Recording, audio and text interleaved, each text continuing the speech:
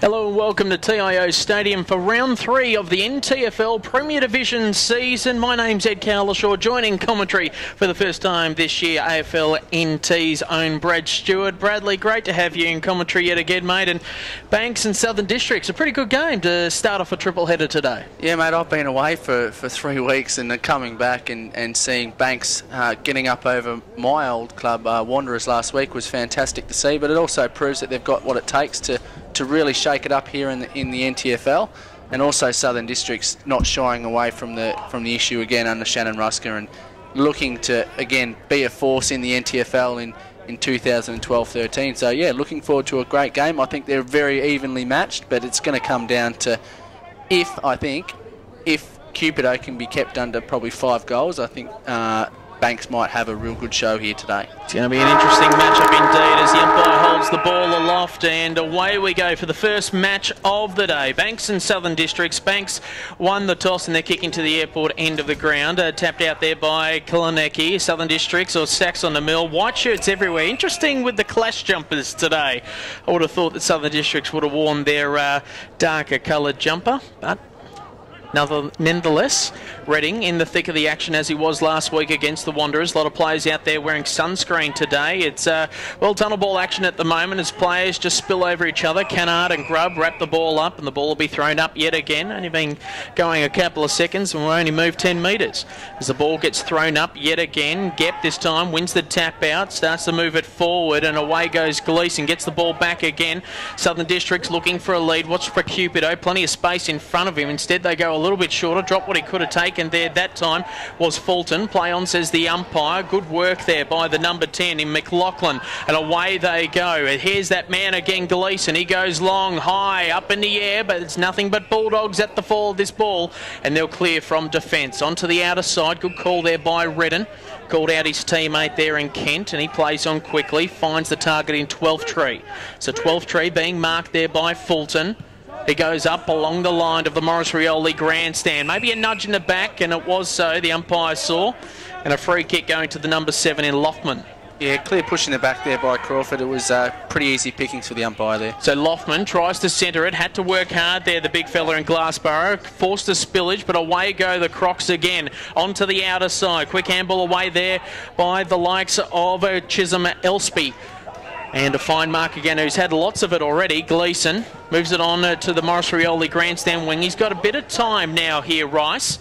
Gets onto his trusty left, pops it up high in the direction. No, waited for it that time. There was Treese. Got a bit of time. Does a little check side and tried to get it to Cupido, but outmarked there in the end on the last night of the fence.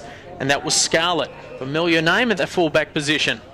Old Scarlett, yeah, old Ray Scarlett. He's very valuable back there in Division 1 last year, and I think he's made his name as one of the premier defenders in Division 1, and I think it also can go his way in cementing his spot in the Premier League next year. So a worm-burning kick, trying to pick it up there was Grubb. It was a grubbing kick, like his namesake there.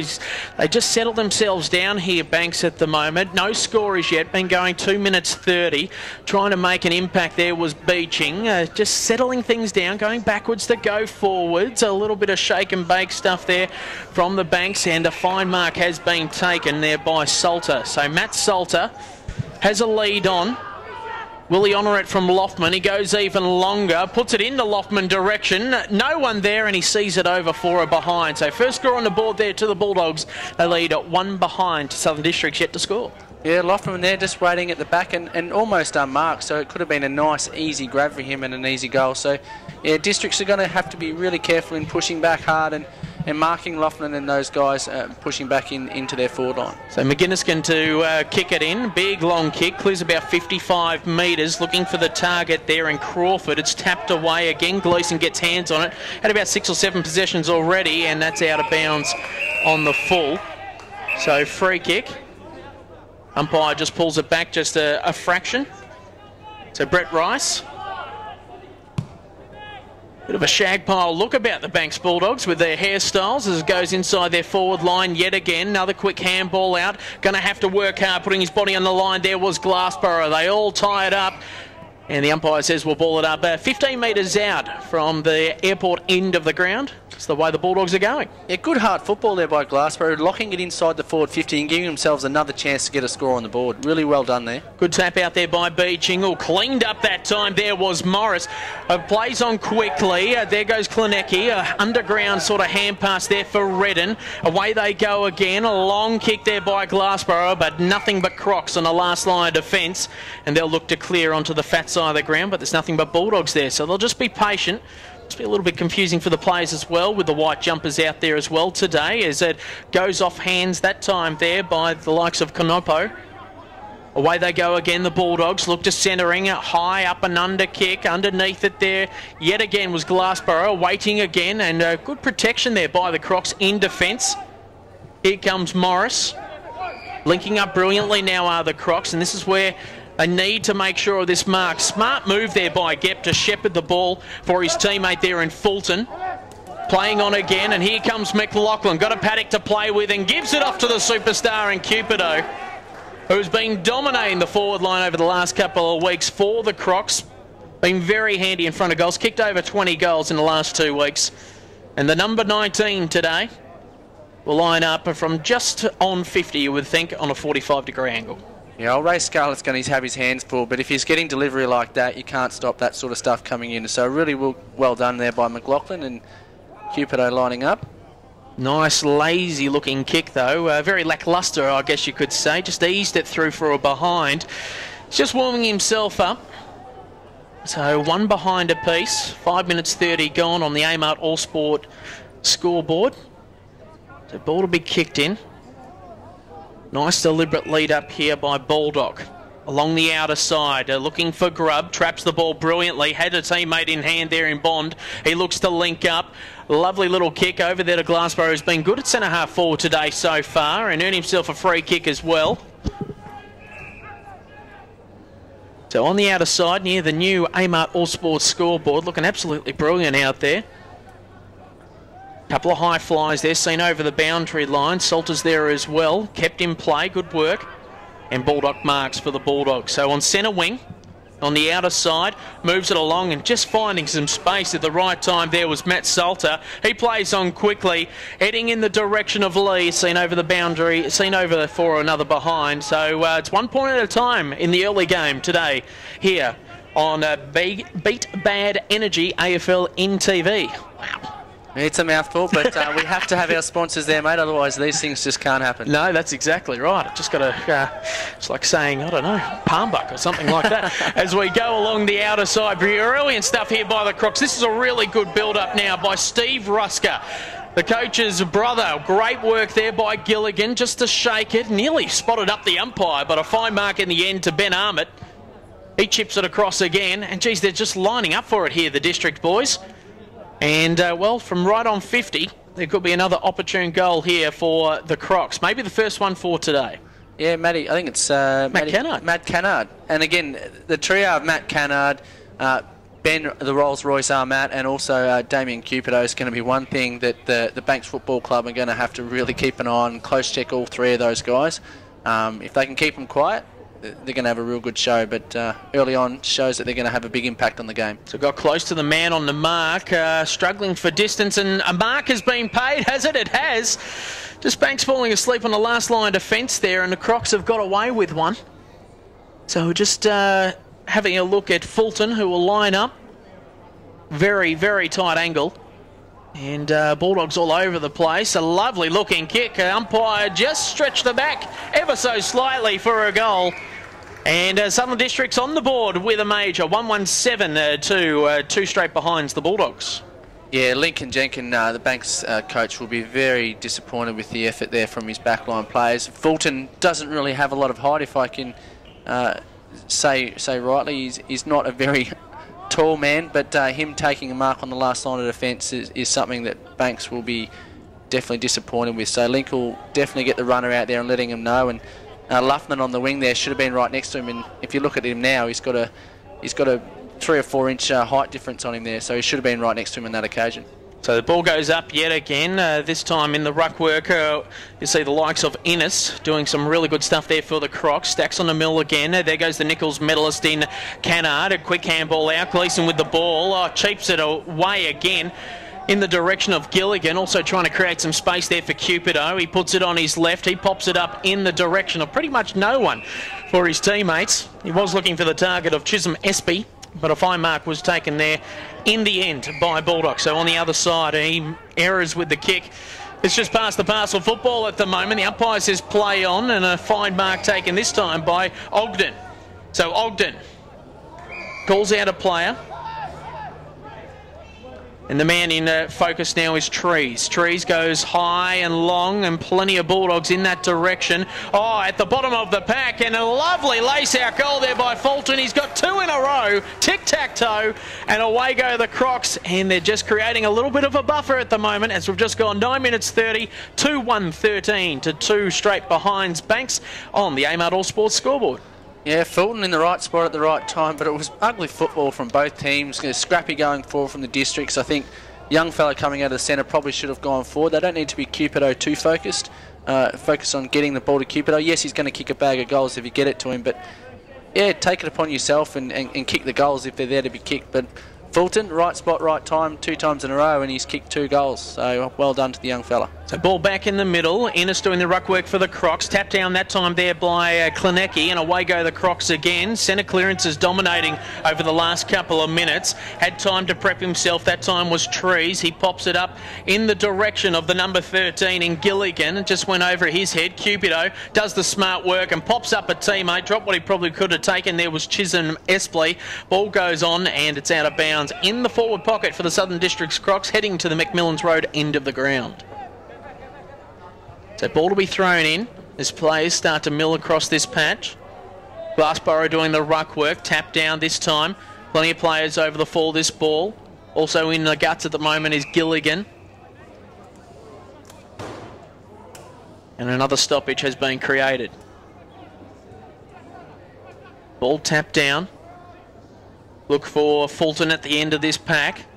Cupido uses his bullocking work, and I think he's kicked one. That's his first of the day. Great work there by Damien Cupido, the former Essendon footballer and Brisbane Lion, and he's popped through his first for the day. Geez, that was smart work. Smart work, but just brute strength, and just shows that his direct opponent there in Ray Scarlett, I think, was just hanging off him at the back of the pack rather than marking him directly. And yeah, can't leave a bloke like Cupido, as he's shown in the AFL. He was a small forward in the AFL, but he's a big forward in the NTFL. And if you leave him unmarked, he's got the agility of a cat when he wants to, and he just laid that over his shoulder for a nice goal. So ball back in the middle. Gep doing the ruck work now. Had a little bit of a break as Innes took over for a little bit. Trying to get it out there was the likes of Smitheram, and he's been pinged for holding the ball. Gep gives it off to his teammate in Armat. So Armat looking for options. Goes long inside the forward 50. 2-on-1 situation. Off hands there that time. Scarlett punching it forward. Trying to lead his defence out of trouble. Great pick up there by Lorraine. He gets a hand pass out. Away go the Crocs again. Putting his head over the ball there was Campbell. Maybe dealt with, and it's heading out of bounds on the full. And, well, wouldn't be too happy with the situation there, Lincoln Jenkins, for the Bulldogs at the moment as the game's being played in the Crocs half 50. They look to set things up again through Morris. Good lead-up play. Fine mark on the outer side by Ogden. Takes one bounce, 2 bounces. Tests out the surface, which was relayed a couple of weeks ago, and it looks absolutely mint as Cupido marks pretty much unmanned at that time.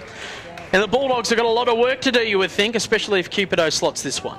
Yeah, there was a lot of confusion inside the forward 50 for the Crocs there. Crocs were moving around and creating space, and again, I think Ray Scarlett just lost a bit of touch with Cupido, and in the end had 10 metres on him, and it was a no-brainer for Ogden coming forward and spotting up Cupido on the lead. So Damien Cupido, 45-degree angle, just on 40 metres. Umpire did not have to move.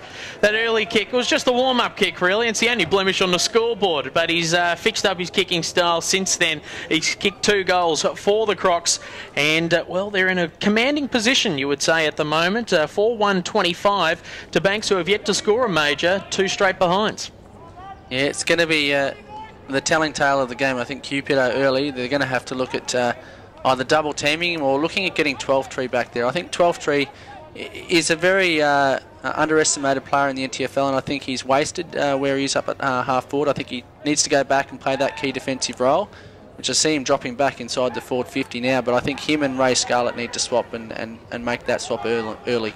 Well, Beeching was an imposing figure up forward. He's now in the ruck. He was up forward last week. A good use of the ball there by Campbell. A bit of a grubber there. Made it hard there for Gilligan to mop things up. Away goes Grubb. He punches it forward. Oh, that was smart if there was a player in ascendance, but there wasn't. Trees, Shepherds. Good work there by the number 23, McGinniskin. He gets the ball back again. He has to shake too. Nearly pinged for holding the ball. The umpire says not. And it's 80 metres out, just in front of the Banks Bulldog bench, and it will be thrown in. Plenty of players around this spillage. Keep doing the ruck work for the Crocs as Beeching comes across for the Bulldogs. Gep gets the tap out, but it goes to Beeching. He gets a kick away. McGinniskin on the fall of the pack there. Hand pass out from Smitheram to Grubb. High up and under kick, looking for a target. Needed to grab that one there in Bulldog. He's been paid the free kick for a little bit of a flick in the nose or the eyes. And he'll take the free kick. 20 metres out, slightest of angles, and they desperately need this one. The Bulldog. Oh, just again, another little lazy attempt at the goal. Just really tried to get it on really quickly for some strange reason. 3 behinds for the Doggies, and they're trailing 4-1-25 on the Amart All Sports scoreboard. Yeah, far too relaxed there from Bulldog. He needs to go back, have a deliberate shot at goal and go through his routine. A lazy laid-back shot like that just costs your team just crucial goals, especially this early in the game. So it's a 1-on-4 situation here for the Crocs as they're hemmed up on the boundary line. This time it's Banks that get a clear kick away from Lockman. Tough work there by the number 24 in Crawford. He busts his way through there, but a fine mark. Has it gone 15? The umpire says it has. Loftman has the ball. Nice little kick across, and this is a good lead up by the Doggies.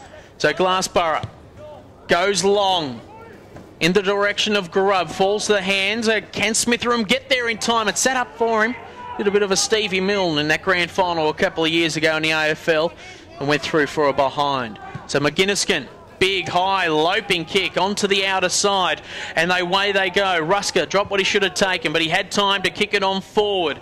Kicking it off to Fulton. Fulton has time, mopped it up, looking in the Canard direction. He's got to beat 2 here, and he's going to have to be good. We know he's a talented footballer, and that's a win there for the Crocs, you would think. Seen over the boundary line in the forward pocket and will be thrown in. Yeah, Glassborough there did all the hard work for Banks in leading up and hitting up at Luffman there, but really could have held on to the ball for that 10-15 seconds longer to wait for his tall forwards to get back to present an option. In the end, ball's gone to the other end, and Southern Districts have that option to score, to make another score, as we've seen an infringement in the rucking contest. But yeah, again, Glassborough just needed to hold on to that 10-15 seconds longer just to give his forwards a bit more time to get in there and provide an option. So free kick going the way of Frank Combe. Goes on to the outer side. Banks starting to lead up here. Has to be good this time here. Salter, he struggles with the ball. And again, it was another great effort there by Crawford, just busting his way through the pack. He lost the handle on things, though, and they're going to have to mop it up. Here it is, Raglas. He chips it across. Misses the intended target in Grubb, but he's still in the action anyway, on all hands and knees. Good work there by the Doggies, but brilliant silky skills there by Morris to try and get it out. They go laterally this time, the Crocs, through Singleton. And they're setting things up on the outer side through Crawford, chipping it across, taking a little bit of time, bit of poise, and Nouse on the outer side, and a fine mark taken there by Trees. The Trees pops up, finds the target in Fulton, looking for a little lead, and finds Ahmet. Ahmet plays on quickly, no one guarding him. This could be easy as you like, but he's put it through for a behind, so we must admit it is pretty damn hot out there. So if there are any lazy aspects of kicking, maybe they're conserving energy. You never know. Yeah, well, 2:15 in the afternoon in the middle of the NT build-up is not the ideal time to be playing footy. I did it a few years ago playing against the Tiwi Bombers, and I believe you, I didn't enjoy it a hell of a lot. Luckily, we won the game. You look great, though. You look great. The sun shines off your skin nicely. Yeah. Glad I'm not playing. My bald head probably be blinding everyone. So ball in the defensive line up here for Banks. They're trailing Southern Districts by as much as 22 points at this stage in the first quarter. Free kick going away at Campbell. He chips it across, finds the target. This time in Trees, he goes on the outer side. And again, they're linking up well. Banks have got to work hard in defence. Fulton looking for Cupigo, doesn't find him. Instead, it's Gilligan. And Gilligan will line up 20 metres out on a slightly tightly angle. And, well, you would think it's a kickable opportunity from here. So 4-2-26 plays 4-4. Districts leading on the Amart All Sports scoreboard. Great to have your company on Beat Bad Energy, AFLNTv. And another behind has been registered. So it's 4-3-27 to 4 behinds for the Bulldogs. Yeah, Southern Districts just wasting a couple of opportunities late in this first quarter. They could really get a psychological edge over the Banks early on if they could have stopped those last 2 goals. But nonetheless, it leaves the door slightly ajar for Banks to get back into the game. Great strong mark there by Frank Combe. A helicopter kick on to the Morris Rioli grandstand wing. Oh, under pressure there that time and dealt with afterwards. 2 number 8s doing a waltz of sorts. Some would say it was a Spanish tango. But Morris and Conopo gets the free kick. Gives the thumbs up to the umpire. Now he's looking for leads. Can he get one? He pops it up. Good, strong mark. Geez, that was a courageous mark there by Smitheram. So Smitheram, or number 4 last week, 6 this week, going up in 2s. Nice long kick inside the forward 50. McGuinness can add his name all over it. Fall to the bottom of the pack. Great work there by Crawford to clear. Worm-burning kick, dealt with after the kick. He'll probably get a free kick for it. And he will so. Clinky just a little bit untidy there in get rid of the player there after the ball was disposed. So on the outer side, it's the Crocs now through Rice. In the back pocket, on the scoreboard wing. Moving it along, just very patient, aren't they, the Crocs here today? Just waiting for their players to find some space and then they kick it to it. And it's a 3-on-1 situation, 4-on-1 situation. Crocs everywhere here at TIO Stadium as they go along the wing and a fine lead-up play. Brilliant stuff there by Taylor. He goes along looking for the smallest man on the field that time there in Trees. He had to work hard against 2. Gives him a clap anyway as he put it into touch. It's good to see Troy Taylor out there for the Crocs. Yeah, good to see him back into the fold in the NTFL, and here's another one, another bit of an X-factor up forward for the Crocs that can do some damage this year if he gets his hands on it enough. But Taylor thought about being the 3rd man up, doesn't go in for it. Kennard, in fact, did it. A torpedo punt heading in the Gep direction. He's going to have to work hard. 2 big bustling lads there in Gep and Smitheram. I'm going to meet those 2 in a dark alley. Goodness gracious me. So ball on centre wing, right in front of the grandstand here at TIO Stadium. Ball to be thrown in. Gep doing the ruck work. Tapped and punched away there that time. Good work there by Mock to trap it. Under a bit of pressure. Got the handball away there was Frank Combe. Smitheram's in a bit of bother as well and it's seen over the boundary line. Big bodies of Banks struggling on the big ground here today. Roughly 80 metres out from the Crocs attacking goalmouth. The umpire comes in a couple of metres. Give it a little bit more arc. Probably not enough on it, but Gep, oh geez, he's punished the kick, but it's out. Oh, it's just made it, I would think. Yeah, just caught a bit of white chalk on the way through. So again, a spot kick and kick for touch as they would do in other codes, but yeah, not a bad kick. And again, creating more pressure on the Banks backline, and constant pressure always leads to scores. The ball thrown in yet again. Good punch down there by Beeching. Smitheram linking up now. Scarlett along the outer side. Looking for a marking option there. That time was Ragless, but away they go again, and it's just off the boot on the full. Wouldn't be happy with it that time there, Baldock. He'll deal with the situation. The Crawford goes laterally. Looking to create a better angle. He might get it back here, Crawford. Instead, the kick goes long from Rice. Down the wing. Good work there by Grubb. Oh, diving on it. He'll end up with it. Smitheram underneath it. And the umpire says holding the ball. Didn't really make much of an effort to get rid of it. And away goes Kennard. So Kennard, the silky skills, heading in the Cupido direction. He stopped, propped, tapped it away. Umpire said no, someone else got a hand on it. Away they go again. Fulton in the right place at the right time. They're linking up. Couldn't get the hand pass off there to a running Gilligan. Stacks on the mill. Game of twisters starting to develop here in the Southern Districts Crocs. Full forward.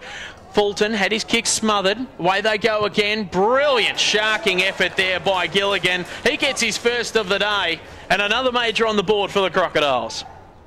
Another major on the board, and again that constant forward line 50 pressure from the Southern Districts Croc, just causing the Banks Bulldogs guys some hard times down there, and constant pressure and constant movement. Every guy down there seems dangerous at this point in time, so it's going to be a key focus from Link Jenkin at quarter time, is just a close marking of the Southern Districts forwards.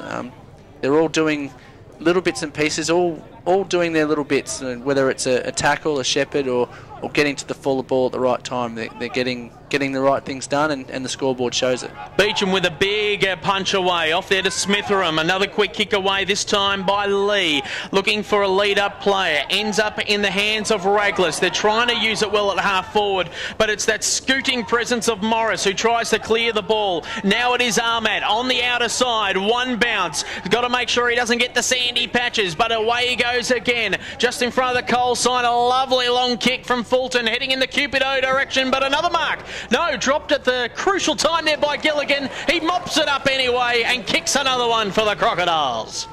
Gilligan 2 from 2, and again, great run and carry there from Ahmad outside the wing. That's one of his trademarks, getting on the outside, getting clear and getting into open space and chewing up the grass. And his delivery and vision inside the forward 50 was fantastic. Inside to his attacking half was fantastic, and again Gilligan finishing off the good work from the back line. Yeah, really well done from the Districts, and again doesn't look like the Banks have too many answers at this stage. No, falling down at half forward at the moment, Banks, and just not looking after the ball as well as what they could. As Gep goes in hard, Beechin wins the tap out, but can they get a clearance out of it? Oh, a fine tackle. Crocs, gang tackle. Loftman on hands and knees. Armat tries to put it out in front of McLaughlin, trying to trap it there that time. Was the Banks defence. Again, they're up against it. Really working hard there is Bond on the outer side. It's just white shirts everywhere at the moment. Really trying to work it hard and clear the kick there was Grubb, but it's only to the avail of Trees. So Trees on the outer side, a long kick in the Cupido direction, but also there is Gilligan. He's marked, looks for a centering kick, can't find the proper option, has to work hard for it there. The number 16 in Ogden. It falls to hands and knees. Fulton taken without it and holding the ball. And it will be a free kick to Banks. So they're working overtime in defence at the moment, the Bulldogs. Onto the outer side, finds Grubb, looking for options. Plenty of them around. Looking for a lead-up play. Oh, geez, made it hard there for his teammate in Lockman. And that is quarter time. 26-minute quarter. Not many goals scored, and all of them have been for the Southern Districts Crocs. 6-3, 39 to 4 behinds for the Bulldogs. That's on the Amart All Sports scoreboard on the Beat Bad Energy AFLNTv. Great to have your company on a Saturday afternoon here at the home of football, TIO Stadium. We'll be back shortly.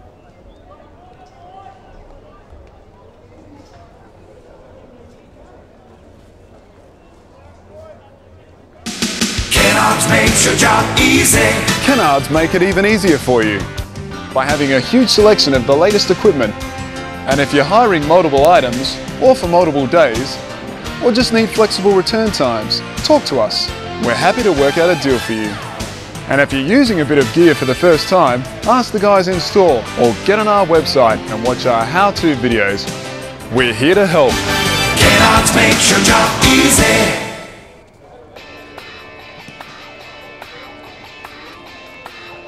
It's now time for our weekly segment, What Would Arch Do? This week we post a question, how do you travel to Alice Springs? How are you, Arch? Welcome to the show for this week, mate. Thanks for having me, Matthew. So the question is, obviously with the NTFL now branching out into a bigger league, bringing in the Central Australian Red Tails, a few of the Darwin-based clubs will have to travel down to Alice Springs. What's some of the experience that you've got from doing it with Thunder, and what would you pass on to the NTFL coaches? Look, I think travel's a bit of a trial and error. So there's obviously we tried a number of different things this year with Thunder, and one of them worked in the end. We got one win down in Alice, which was good, but the biggest thing we probably found was we had an early morning flight, so we gave up our training the night before flying to give the guys a bit of a rest leading in. But like I said, it's probably the preparation, the whole preparation and planning a week into the travel to make sure that you're best prepared to do the flight. And then obviously preparation on the flights, the hydration and the likes, and all the high performance measures that we need to do are really important. So I know the weekend just gone, St Mary's actually had a later game. They had a 7 o'clock start, not a 3:30 start like we did. So they were able to take the midday flight, which probably allowed a little bit more time for a sleep in, unlike our boys are up and at the airport at about 5:30 a.m. So there's a lot of different measures, but like I said, I think it comes down to a lot of trial and error and finding what works best for your group. And then moving on from that, so then you're into the game. It's game time, St Mary's versus the Red Tails. The Red Tails have jumped away to a big lead, which could have been part of the fact, a lot of emotion in that game for them. How would you respond to that? Your opposition side's up by 4 goals early in the game. Is there any sort of changes you look to make there? No, it probably happened to us a couple of times this year as well, where opposition sides jumped us a little bit in Alice Springs. But I think it's really important just to remain to your structures and keep doing what you're doing. You have a plan that you go in with that. The more you fall away from that plan, probably the worse off you are. So it's important, even if the opposition side jumps an early start, that you stick to the plan that you've put in place and you keep going. And as it showed St Mary's, that plan got them right back into the game. With the travel, the rotations are probably really important for them as well, and making sure that you leave enough in the tank to finish hard. But I think, like you mentioned, the emotion for the Red Tails was probably a big factor on the weekend, and being their first home game and a bit of town pride on the line. It probably started them well and finished them well as well. No worries. Well, there you go, folks. That's what Arch would do.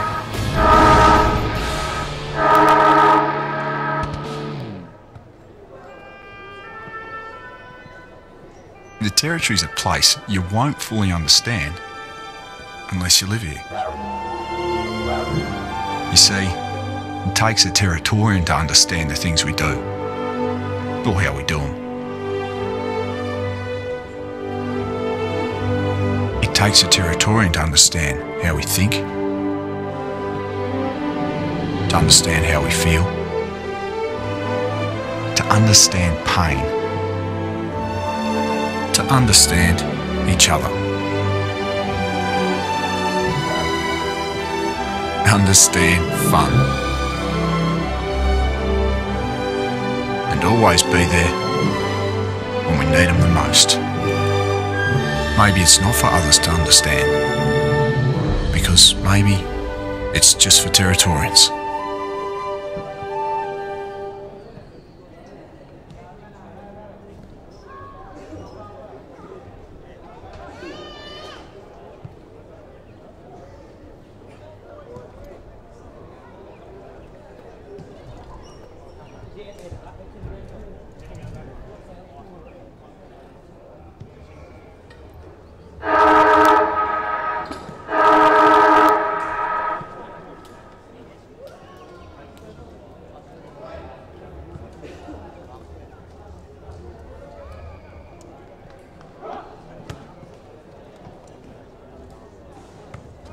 And welcome back to TIO Stadium. It's a round 3 clash. We've got the early game today on Beat Bad Energy AFLNTv, and the A-Mode All Sports scoreboard reads 6-3-39 Southern Districts to the Banks Bulldogs 4 behinds. Goal kickers for today so far, and it's doubles for everyone. Damien Cupido with 2, Anthony Fulton with 2, and Alroy Gilligan also with 2 goals today. They've also had a couple of shots on goal. Damien Cupido's first shot, just a little bit lackadaisical, but it was just a warm-up kick, and he's kicked straight since then. Whilst for the Bulldogs, really their only opportunity for a major has been through the kicking of Richard Baldock, and his was lackadaisical as well. His approach, only 2 steps, and really didn't put much on it in the end. And would have been interesting to see what the huddle was about with the Bulldogs at the moment, because they're getting smashed at the clearances. Brett? Yeah, getting smashed at the clearances, but also just inside their defensive 50, it seems like they're a little bit unorganised and disorganised.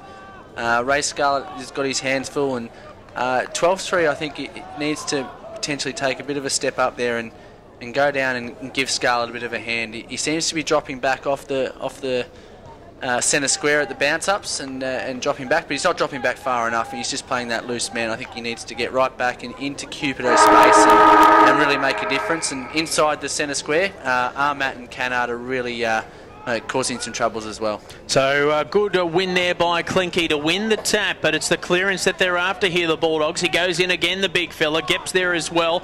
Good little hit there on Gleeson, who had plenty of it early on in that first term, sitting on 7 disposals, counting them individually myself there, because he was just dominating early on as the ruckmen go at it again. Maybe a little bit of holding on, and the umpire's seen that, so Planecki gets the ball.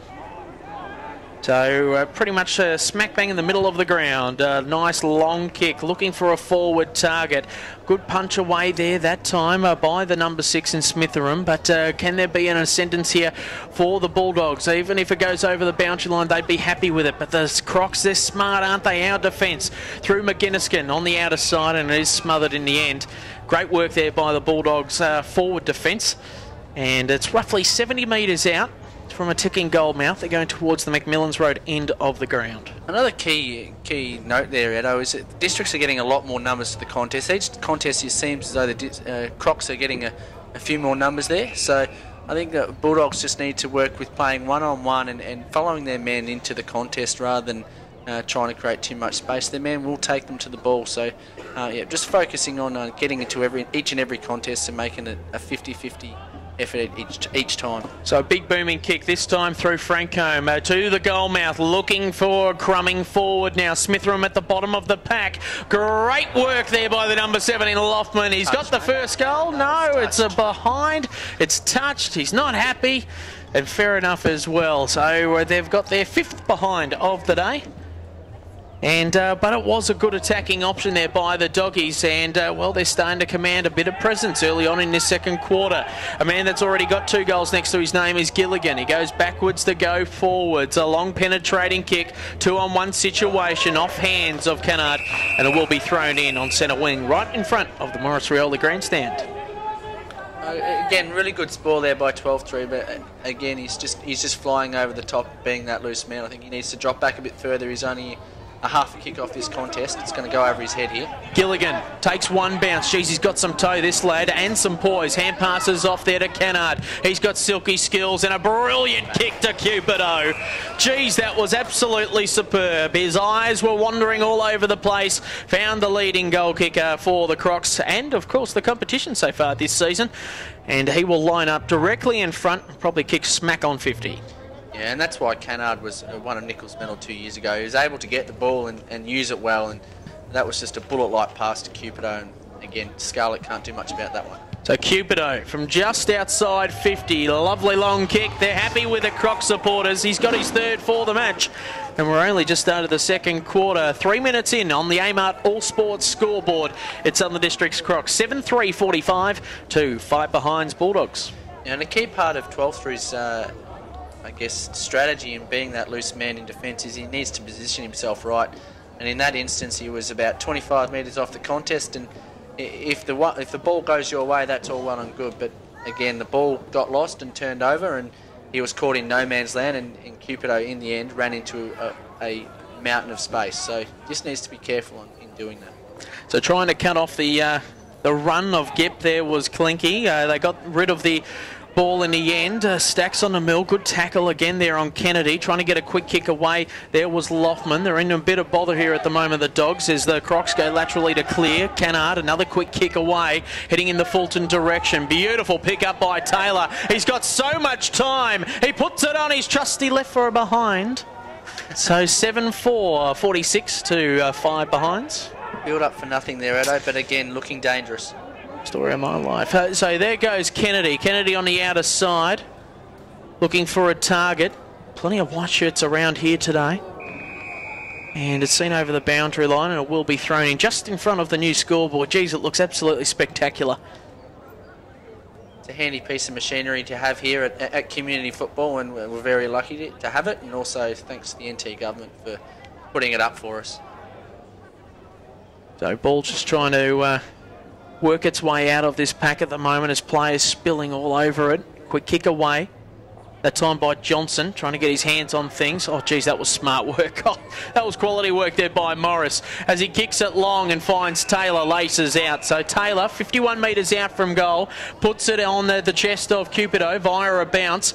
He turns on a sixpence, make that a 20 cents piece in the end, and it's Armut that has laced out the kick for behind. Again, Benny Armat, you'd be disappointed with himself there. He could have had 2 goals in this match so far, but again, mountain of space in the corridor, and it's something that Banks need to be mindful of. Ben Armat can play the game. So Cleason punches it away over the boundary line as Kennedy's all bandaged up, copying a scrape or a scratch early on in the piece. As the Magpie Keys just fly overhead here at TIO Stadium. Pretty hot out there today for the boys. Bet you a lot of the Premier boys would dread the early games early on in the piece. They know it's going to be tough and fatigue. Plenty of water out there. There's players diving all over the ball at the moment. Gleason's around the pack. Also is Innes, the youngster who was in the ruck early on in the first quarter. Free kick has been picked out. And it is going the way of the Bulldogs. So great work there by the Bulldogs. Their tenacity in defence really showing up at the moment. And it is Scarlett that will take the free kick. We'll wait for the ball to come back. It's right in front of the Hot 100 sponsorship sign. Move it along the scoreboard wing. Heading in the direction of Kennedy. Had his name all over that time. Shake there by Cannard. And a free kick going the way of the Crocs. Looking for a lace-up kick. Good strong mark. Taken there by Steve Rusker. So Rusker looking for options. Goes long in the Cupido direction, uses his body well. Geez, didn't put his hands in the back or anything like that. Just nudged him underneath the ball. And he'll line up on a very tight angle, but we're right behind the kick. Again, the kick was nice and deep and to Cupido's advantage. He was caught behind, but again, use of the body might have been a little bit subjective. I probably would have paid the free kick, but again, I'm not out there. But again, the kick was to his advantage. He used his body nicely and should go back and kick a goal, as he does. And he does just that. That's his 4th for the day.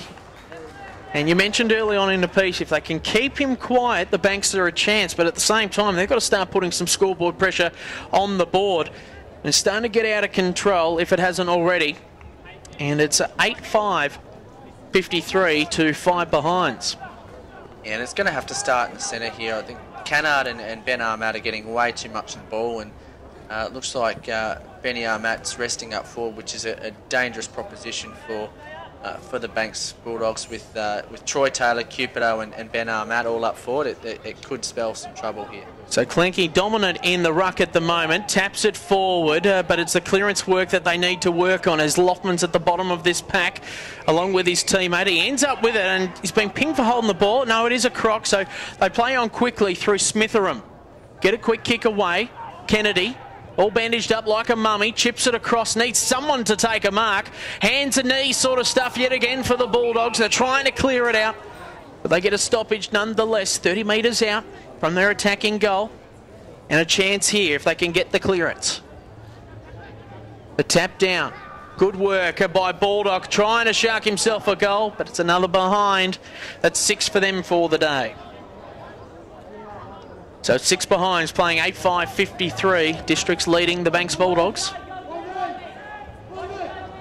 They're looking for leads, heading in the Fulton direction. Also there is McLaughlin. He might get the fall of this ball, but it's Banks everywhere at the moment. They find the target in Loftman. Didn't play on. Smart move. Looking for a little chip. Instead he goes long in the goal mouth direction. Good looking intended target. Clinky doesn't take the opportunity, but a goal has been amassed, and that is by Matt Salter. Great work off the ground. Didn't go too berserk after the celebrations, but they've got their first major on the board. Yeah, really well done there by Salter. I actually think it was Bulldog, number 13, ended up kicking that one. But anyway, Loughlin got the ball in nice and long. He did have an option in the pocket, but did just to try to do the team thing and kick it to the top of the square. That's probably the most dangerous point. And in the end, it did come off, and they got a goal. But the Bulldogs need to make the most of every opportunity when going forward. 1 goal 6 is just a little bit wasteful, and they have had opportunities to kick goals. So Clenky doing the ruck work against the young Innes. So good work there by Grubb to shark the kick, and a clearance there, and a fine mark taken by Kennedy. We know what he was like last week against the Wanderers. Very, very affluent across half forward. Little chip kick away. Has to be good for Beechin, and it is so. And geez, he's dug up a little bit of turf. And the big man, well, he was really good against the Wanderers last week as well. Very imposing. Chips it across to Kennedy, who's made a little bit more space. He plays on. Didn't see the defender, and it's seen through for a behind. So, wowee. Just their options at the moment, just not knowing their surroundings. And Kennedy puts through a behind, which should have been a goal. Yeah, it's all about being self-aware and, again, just being aware of your surroundings and what's going on. And if you're getting a mark inside your forward 50, you should be going back and slotting it. So McGuinnesston goes long, but it's only to the aid of Bond for the Dogs as he bombs it back to McGuinnesston, who takes a fine mark. Had to be paid. Umpire said no. Kennedy ends up with the ball. He gets it off to Smitheram. A stacks on the mill and falls out. And here we go. Bulldog for 2 in a row. Yes, it is. Great work there by the Doggies. Their persistence in the forward line and are starting to work as a team. Yeah, again, if the Bulldogs, just like the Districts did in the first quarter, get enough ball inside their forward 50, it's going to pay off for them. They're going to get scores. So constant pressure inside their forward 50, locking the ball in and also setting up that wall. They seem to be doing that quite well in this second quarter. So, again, locking the ball in, making the most of your opportunities and, again, showing on the scoreboard, and they can get some respectability about this game really right now before half-time. A bit of confidence coming out of the Bulldogs now as Clinky dominating the tap-outs from the centre clearance, trying to get out to his teammate Grubb again and trying to punch it out at the moment. Players all over the place. Gep and Clinky just having a chat to each other. The more experienced Gep just saying good day. Oh, geez, he's done well here to get another tap out, but it's only to the aid of Gilligan, who keeps it on forward, tries to knock it away from Conopo, and away go the Dogs again. Smitheram starting to link up well now, the Doggies. Great work that time there by Kent. Oh, he's tackled, and a fine tackle indeed there by the Crocs. The tackle laid there on Loftman, and away they go again. Go high up in the air, but just really to no one in particular, and a fine mark in the end is taken by 12-tree. Again, his positioning there was much better. Again, 20 metres out in front of Cupido, and now it creates that opportunity for an overlap with him and Ray Scarlett to get this ball out nice and easily. So it's man-on-man all over the ground at the moment. 12-tree ends up with it. He could chip it across there to the big fella and Clinky. Instead he goes to Smitheram. Smitheram has to use the ball well from here, and just misjudging it that time was Salter. Gave away a free kick and just slowing up play a little bit for his teammates to get back into defence. So Crawford looking for options. Plays on under a bit of perceived pressure now from Salter. He goes laterally into the middle of the ground. Oh, playing on quickly, and brilliant stuff there by Rice as he goes long and finds the target. Great kick there. And the target is Trees. So Trees moves it along and finds Cupido. So a fantastic mark in the end at half forward and linking up again with Cupido, and he's lining up for number 5. Getting dangerous, but again, it came to the turnover down here. Crawford strong in the marking contest and took the hit on the chin from Salter, and again, spotted the bloke up with a dangerous kick inside the centre square. But if you hit it right and you make it, it comes off, and you've got the whole ground to play with, and in the end it's with Cupido. And Rice with the courage as well, going through the middle. And Cupido, geez, he's put it on the check side. He's pretty classy, isn't he? Wasn't that a wonderful goal? I know Fulton was jumping around like a jackrabbit there in a bit of space. He could have hand passed over the top to him, but Cupido, geez, just the nous and skill around the big sticks. He's got 5 before half time. Yeah, it's a little bit like Geelong Football Club out there doing check sides from 35 out on the angle. So again, that's what all these modern day players seem to be doing. Is instead of a drop punt, they'll lay it off the side of the boot and again show everybody what they're made of. I guess if you've got the skills, you may as well flaunt it every now and then, and geez, he is doing that today. 5 goals next to Damien Cupido, 5-1. So pretty accurate kicking as Gep wins the tap out, well, just scratches it out. Brook in the thick of it at the action as well, and a high hit and a bit of argy-bargy going on in the middle of the ground as well as a ball seen over the boundary line in the forward pocket. A very solid hit there by Josh Bond in the middle of the ground. Solid hit, but it might have been a touch late as well, and that's what the Districts boys might have been a little bit unhappy about. I'm sure Matt Kennard's just pointed to the brand new scoreboard as they go on again. Here comes Smithram trying to just put the hokey pokey sort of leg in there and trying to snake it out there that time. Gleeson, who's had plenty of the ball today, just can't pick it up at the moment. Gives it off to Campbell, and guess who? It is Damien Cupido yet again. Within range, most definitely. And, geez, they're just using it well. They're not being Cupido focused, so to speak. He's just in the right spots at the right time at the moment. Yeah, getting in the right spots. And again, football is a lot of it's about positioning. And if you can get yourself in the right spots, you are going to get the ball, whether it's out the back or leading into the space inside the forward 50. So, again, I agree, not being overly Cupido focused, which is a good sign for the Districts, so they can, as they've got plenty of scoring options up forward. Well, he's got the fast bowler's run-up going on. He's taking that from the centre square pretty much. He's going to kick from just outside the centre square. And, geez, he just uses all the power in the muscle-bound body of his. And he's popped through his 6. He's got half a dozen. And it's all before half-time. 15-minute mark, in fact. And it is at 10-5-65 to 2-7-19. Yeah, it's a very relaxed goal-kicking style there that Cupido has, and again, if it ain't broke, don't fix it. And he seems to be kicking okay, apart from his first blemish on the scoreboard today. But yeah, again, getting into space, getting away from Ray Scarlett, who's having some issues in controlling him there, and I think they need to look at making a change, or Golftree just positioning himself a lot better inside that forward. So the ball goes forward again. It's a foot race between two, and they see it over the boundary line. It was Taylor and Kent in pursuit of that ball there as it bounces off the Bridge Toyota sign, and it will be thrown in yet again. They're right on 50 here for the Southern Districts Crocs, who are in a commanding position here today at TIO Stadium. Tap down away, look for Cupido yet again, but a quick kick away that time by Salter, trying to look for some sort of support, and it's seen over the boundary line. So 80 metres away from the Crocs attacking goal, who are going to, at the right of your screen, towards the airport end of the ground. 10-5-65 on the Amart All Sport scoreboard to 2-7-19, the Banks Bulldogs.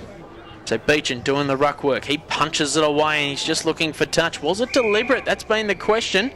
And a free kick saying that it is being deliberate. Yeah, just to clarify that one, if you're in the rucking contest on a boundary throw-in and you hit the ball over the boundary line on the full, it's an automatic free kick to the other team. Geez, that's disappointing. And fine mark taken there by 12-3. Disappointing for Banks Bulldogs fans as they had the attacking flair going again.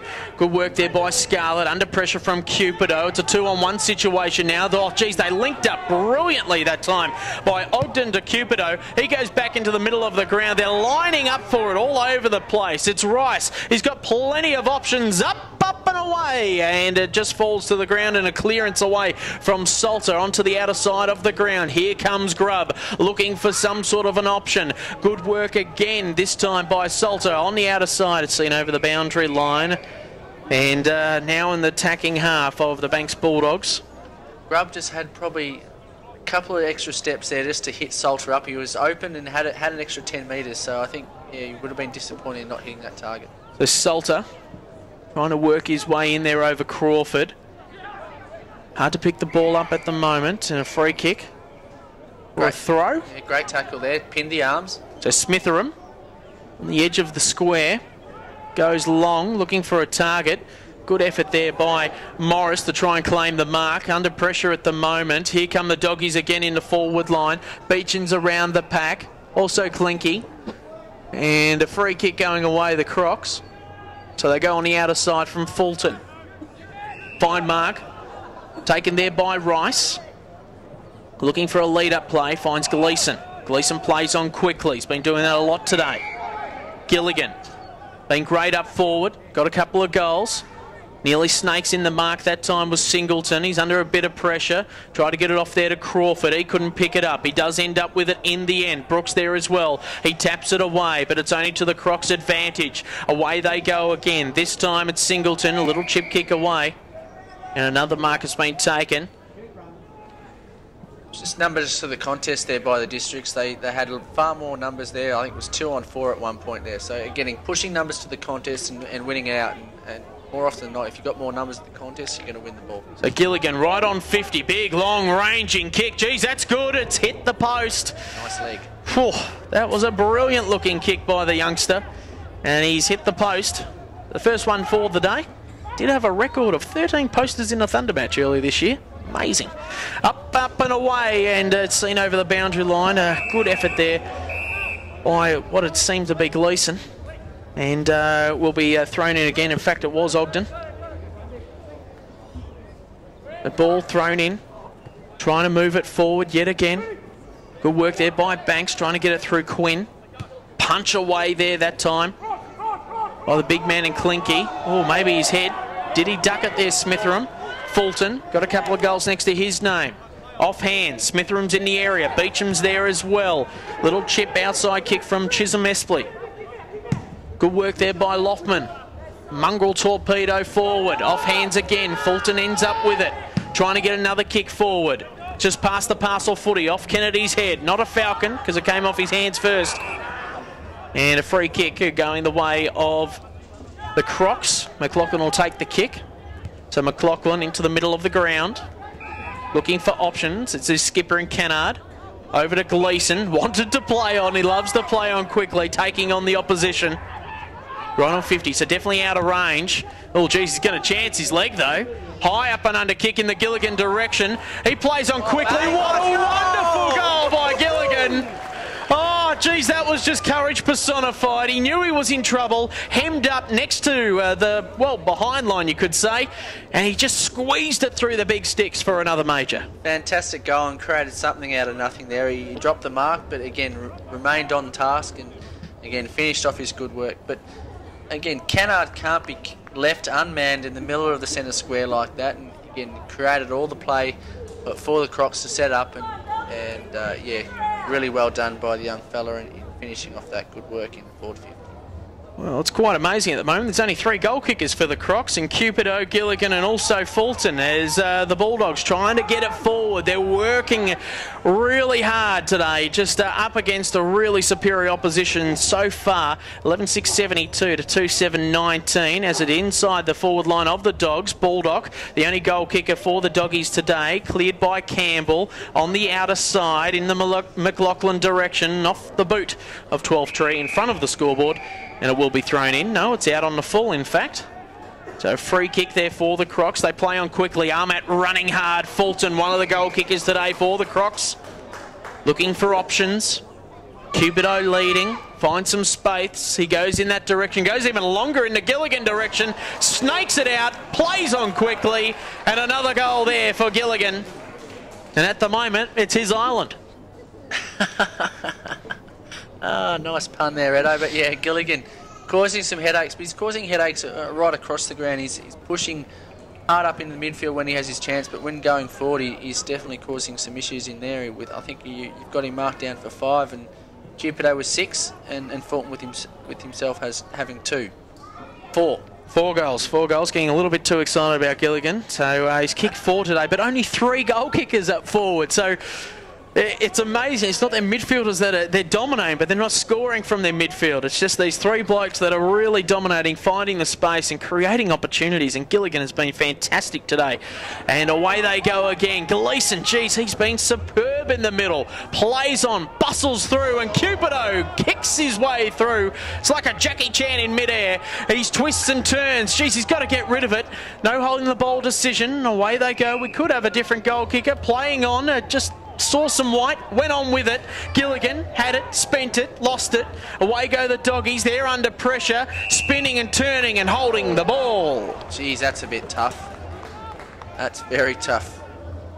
He was under pressure the whole time, but again, the umpire deemed that he's had prior opportunity, and again, if you have an opportunity to get rid of the ball, make sure you do it, because the umpires seem to be Johnny on the spot with that today.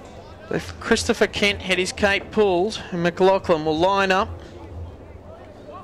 from directly in front, and this could be the 4th goal kicker for the Crocs today. Good looking kick. Well done there by the redhead. The red-headed warrior, he's done well, and they all come around him as well, the youngster, and he'd be pretty excited about his first goal today. So they just keep on keeping on, the Southern Districts Crocs. In the game, well, it's hard to say if it's all done and dusted by half-time, but it's looking that way. 24-minute mark, deep into red time at 13:06.84 to 2:7.19. Crocs leading on the Amart All Sports scoreboard.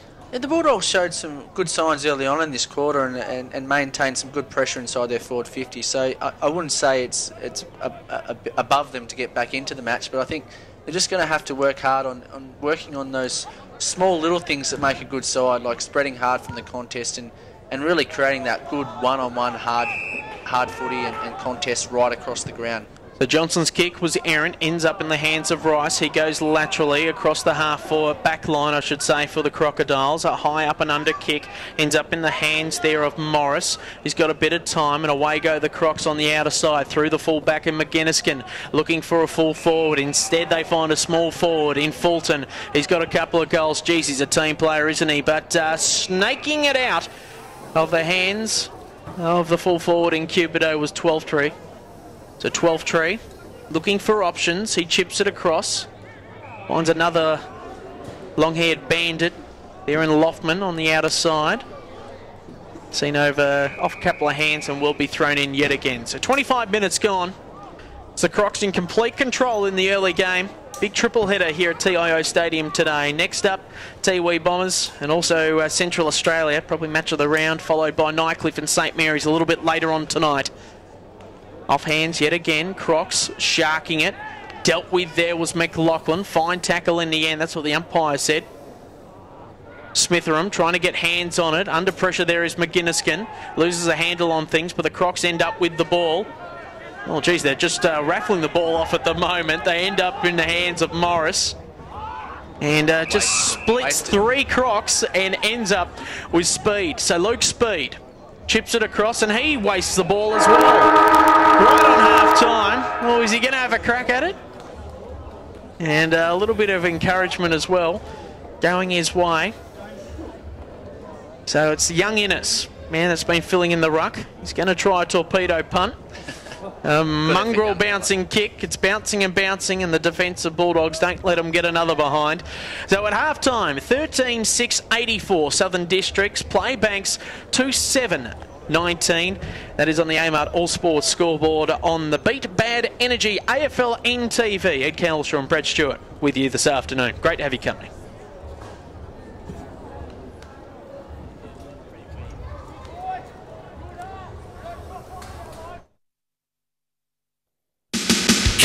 Makes your job easy. Kennards make it even easier for you by having a huge selection of the latest equipment.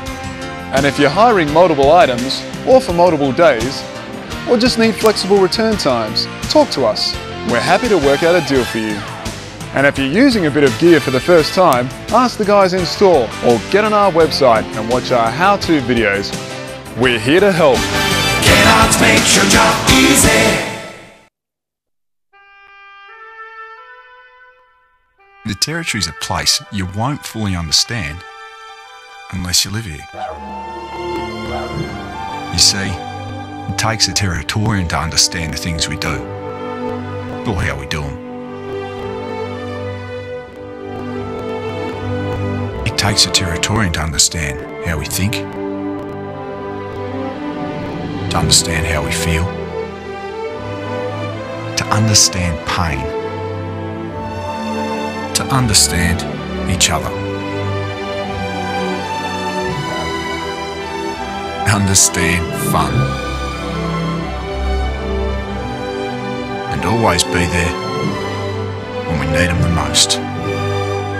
Maybe it's not for others to understand, because maybe it's just for Territorians.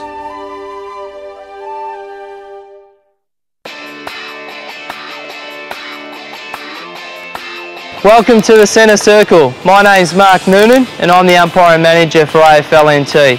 In this week's edition, we'll be talking about the advantage law. The two slight modifications to the advantage law are, the advantage cannot be awarded for a free kick paid by a non-controlling umpire. Examples of these are stoppages, such as boundary throw-ins or ball-ups, and this will eliminate any confusion on which team has the free kick. And the second modification is players are given more time to assess their options, so the umpire will not be able to call the play back. The main reason with the advantage law is to make sure that players are allowed to continue and the team offended against can take full advantage of the play in a continuous motion. The onus is on the player if he elects to take the advantage. The umpires will not be able to recall any advantage from now on. We're always looking for new umpires, so get down to TIO Stadium 2 on Monday and Wednesday nights from 5:40 p.m, because we need you, field, boundary and goal umpires, to give back to this great game.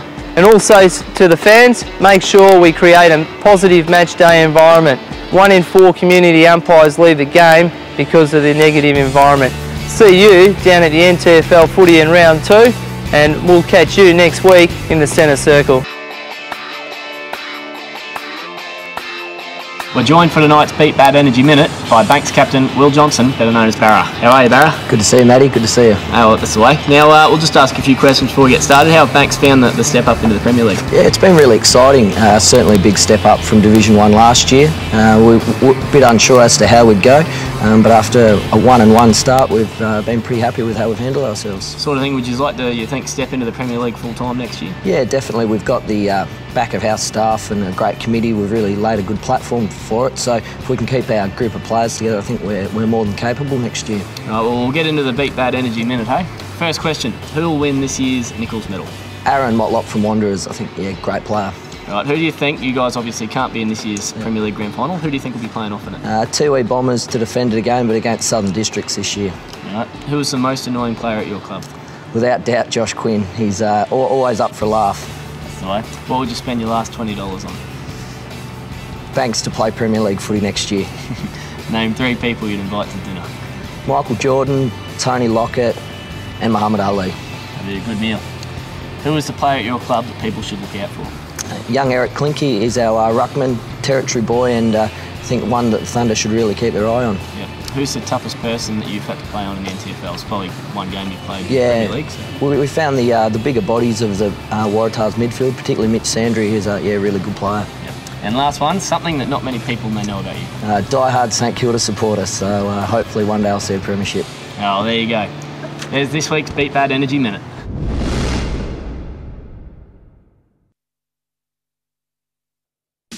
Kennards makes your job easy.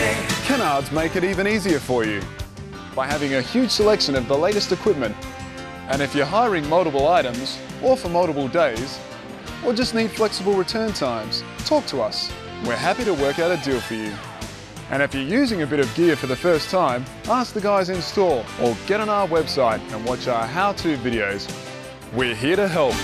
Kennards makes your job easy.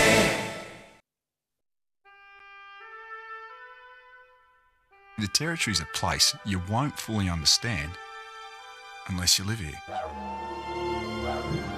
You see, it takes a Territorian to understand the things we do, or how we do them. It takes a Territorian to understand how we think,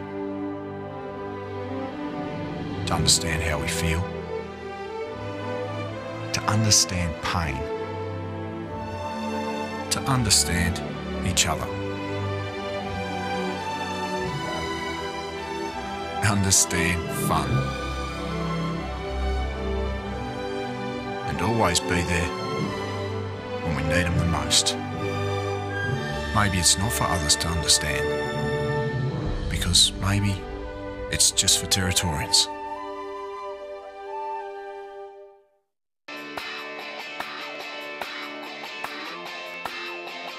This week on What Would Arch Do, we pose a scenario of how he would overcome the Wanderers' poor starts to their season. So Arch, you're the Wanderers coach, you notoriously start poorly most seasons. How do you turn that around this year and try to get yourself into a top 5 position before Christmas? The main thing probably wouldn't be to panic at this point in time. We are only 2 rounds into the season, but look, they know that they get some experience back in the coming weeks. There's obviously Vassal to come back into the side closer to Christmas or post-Christmas.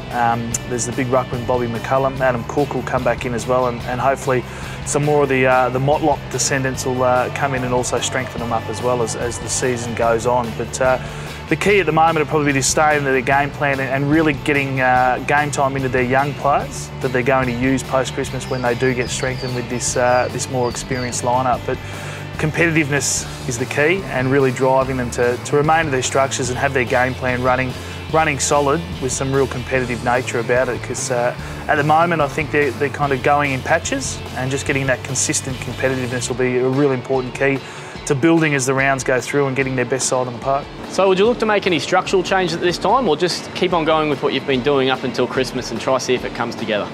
Look, I think it probably depends on the personnel you've got available to you. Like I said, they've got some really good players to come back into the side. Hopefully Chris Dunn will come back very soon as well. But look, you've got to be able to adapt to what you have at that point in time and find your strengths within what you have. I know that they have the Wilson boys who have got a great leg speed up forward, so whether it's some way in which you can open your forward line up to try and use that pace.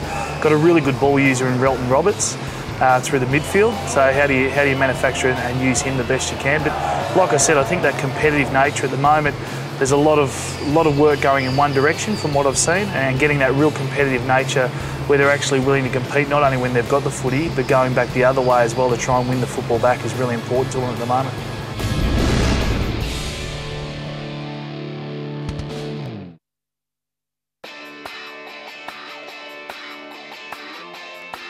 Welcome to this week's edition of the Centre Circle.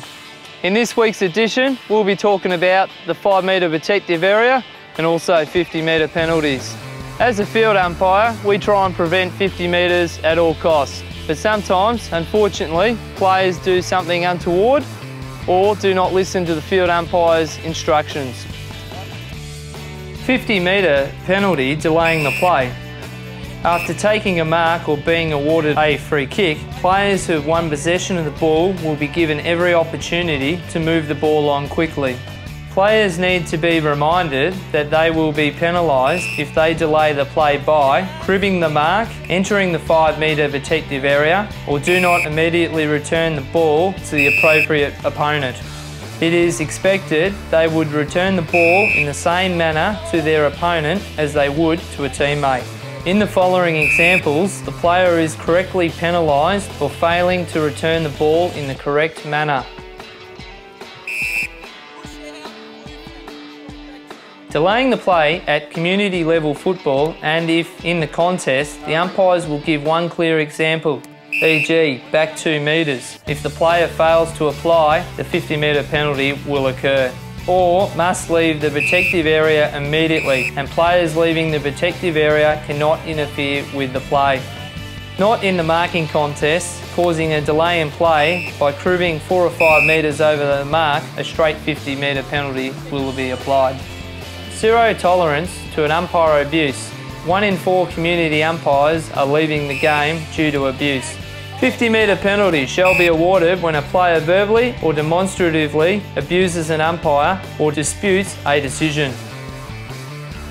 So players, listen to the field umpire's instructions out on the field and do not do anything late or silly, which will cost you and your team a 50 metre penalty. Most 50 metre penalties result in a free shot on goal for the opposition. Also, with the AFL Laws Commission releasing the 2013 laws changes, these will not come into effect for the NTFL competition. They will start in 2013 with the NEFL and then follow through to the 2013-14 NTFL season. We'll see you at TIO Stadium for a massive weekend of football in round 3. Kennards makes your job easy. Kennards make it even easier for you by having a huge selection of the latest equipment. And if you're hiring multiple items, or for multiple days, or just need flexible return times, talk to us. We're happy to work out a deal for you. And if you're using a bit of gear for the first time, ask the guys in store or get on our website and watch our how-to videos. We're here to help. Kennards makes your job easy. The Territory's a place you won't fully understand unless you live here. You see, it takes a Territorian to understand the things we do, or how we do them. It takes a Territorian to understand how we think, to understand how we feel, understand pain, to understand each other, understand fun,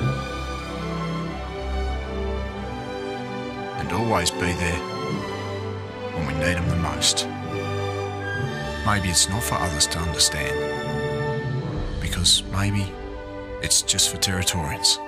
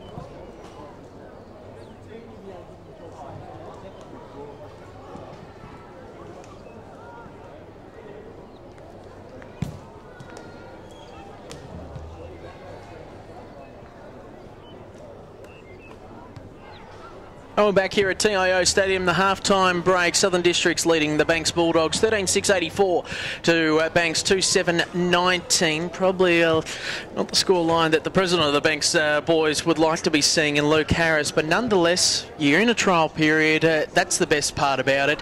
You're in the top competition at the moment, and you had a win last week. Let's talk about that one first against the Wanderers last week, Luke. Firstly, welcome to AFLNTv. Thanks, Edo. Nice to be here. Last week, what was the feeling, obviously, at Gardens Oval? You got the win on your home dunghill as well, which would have been good, and Michael Doughty was playing as well. Everything just worked last week. Yeah, last week we couldn't have asked for anything better. We had a great amount of players in. We had very few injuries. To get our first win in the NTFL Premier League at our home ground, as you said, was just amazing. What's been the feeling, obviously, around the club that finally you got a crack at Premier League? We know that Banks have been skirting around the edges, saying, "Hey, we want a chance. We want a chance." You get it. Is this a feasible option for you? Obviously, with money and various other aspects when it comes to Premier League football, is this where you want the club to be? Obviously, next year, maybe. I think next year might be a bit of a tough ask. Yep. But certainly, it's what we are aspiring to achieve. We probably need a couple of years. But this trial is all about just gauging where we're at and what we actually need to do. So we know we need to have some infrastructure in place, and we definitely need to have juniors. And that's a requirement by the AFLNT. So it's just about testing the standard, and so far, well, at the moment, it's not looking that good, but so far, so good.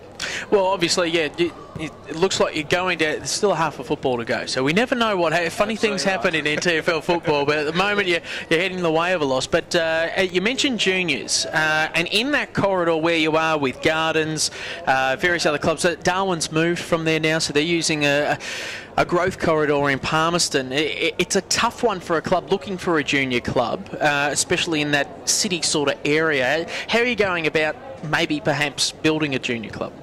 Yeah, we've got a lot of past players and members that have gone to the clubs, and we'll certainly be up to return back to the Banks, and that's where we'll start our junior program.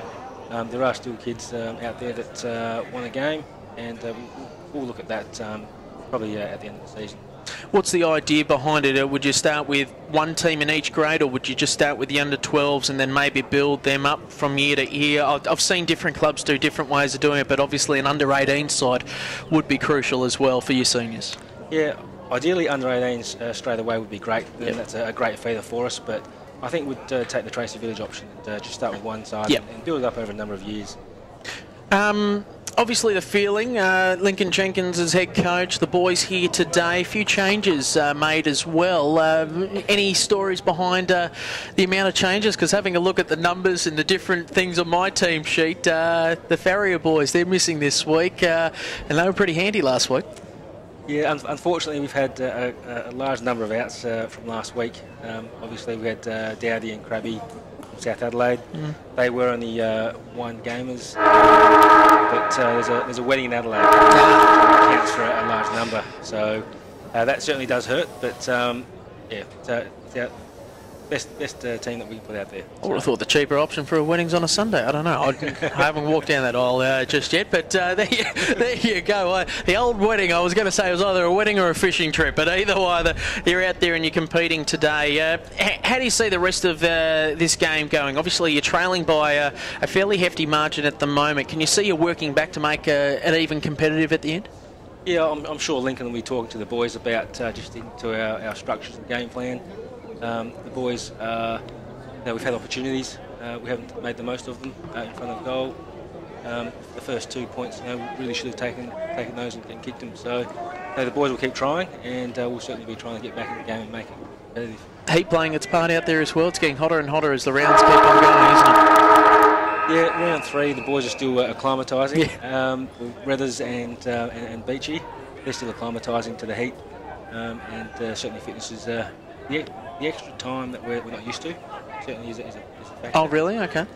So in Division 1 and 2, you play a flat 20, no time on. So that's certainly having an impact on the boys as well. Well, Luke, mate, we wish you all the best for the rest of the trial period. And just a quick one, do you keep the points out of the wins that you've amassed in this trial period to take over to Division 1? What's at work there with your game style there? Yeah, that's the first 4 games are just buys for us. So so nothing carries over. We start from scratch. Oof, okay, so you've got a bit of catch-up footy to do. Yeah, but it's a match ratio system. Okay. So we're all good. All right. Well, you are reigning premiers in Divi 1, so I bet you a few sides are nervous to see you come back into that competition over the next couple of weeks. All the best, mate, and congratulations on what you've achieved so far with the club in Premier Division, and we hope to see you up there with a junior club, of course, assisting you in the near future in Premier Division. Excellent. Thanks, Edo. There we go. Thanks. Cheers. Luke Harris there on AFLNTv. No scores as yet, as a free kick has gone the way of the youngster in Adam Trees, lining up for the first scoring opportunity for the Crocs today. They're leading 13-6-84 to 2-7-19. Been going roughly a minute as Trees comes in with the blue suede shoes. Gets a bit of air on that one and a helicopter kick. But it doesn't matter. He's got the full pointer, a 6-pointer, and it's probably a good thing that Luke's just left the commentary box, as another goal has been scored there for the Southern Districts Crocs. They move along to 14-6-84 to 2-7-19, and well, another goal scoring opportunity there for the Crocs, and well, they just keep on keeping on. Keep on keeping on. But yeah, just going back to Luke Harris there, it was fantastic that he could join us there for that 5-10 minutes there. But it was also interesting to know, and I don't think many people would take it into account, that extra 5 to 10 minutes that you actually play as time on. You're playing 20 minutes of timed football. You're not playing 20 minutes of football regardless of what happens. So it's it is taxing on your body, and you do notice when you're out there. So I think taking that into consideration, the Bulldogs have definitely done extremely well to this point.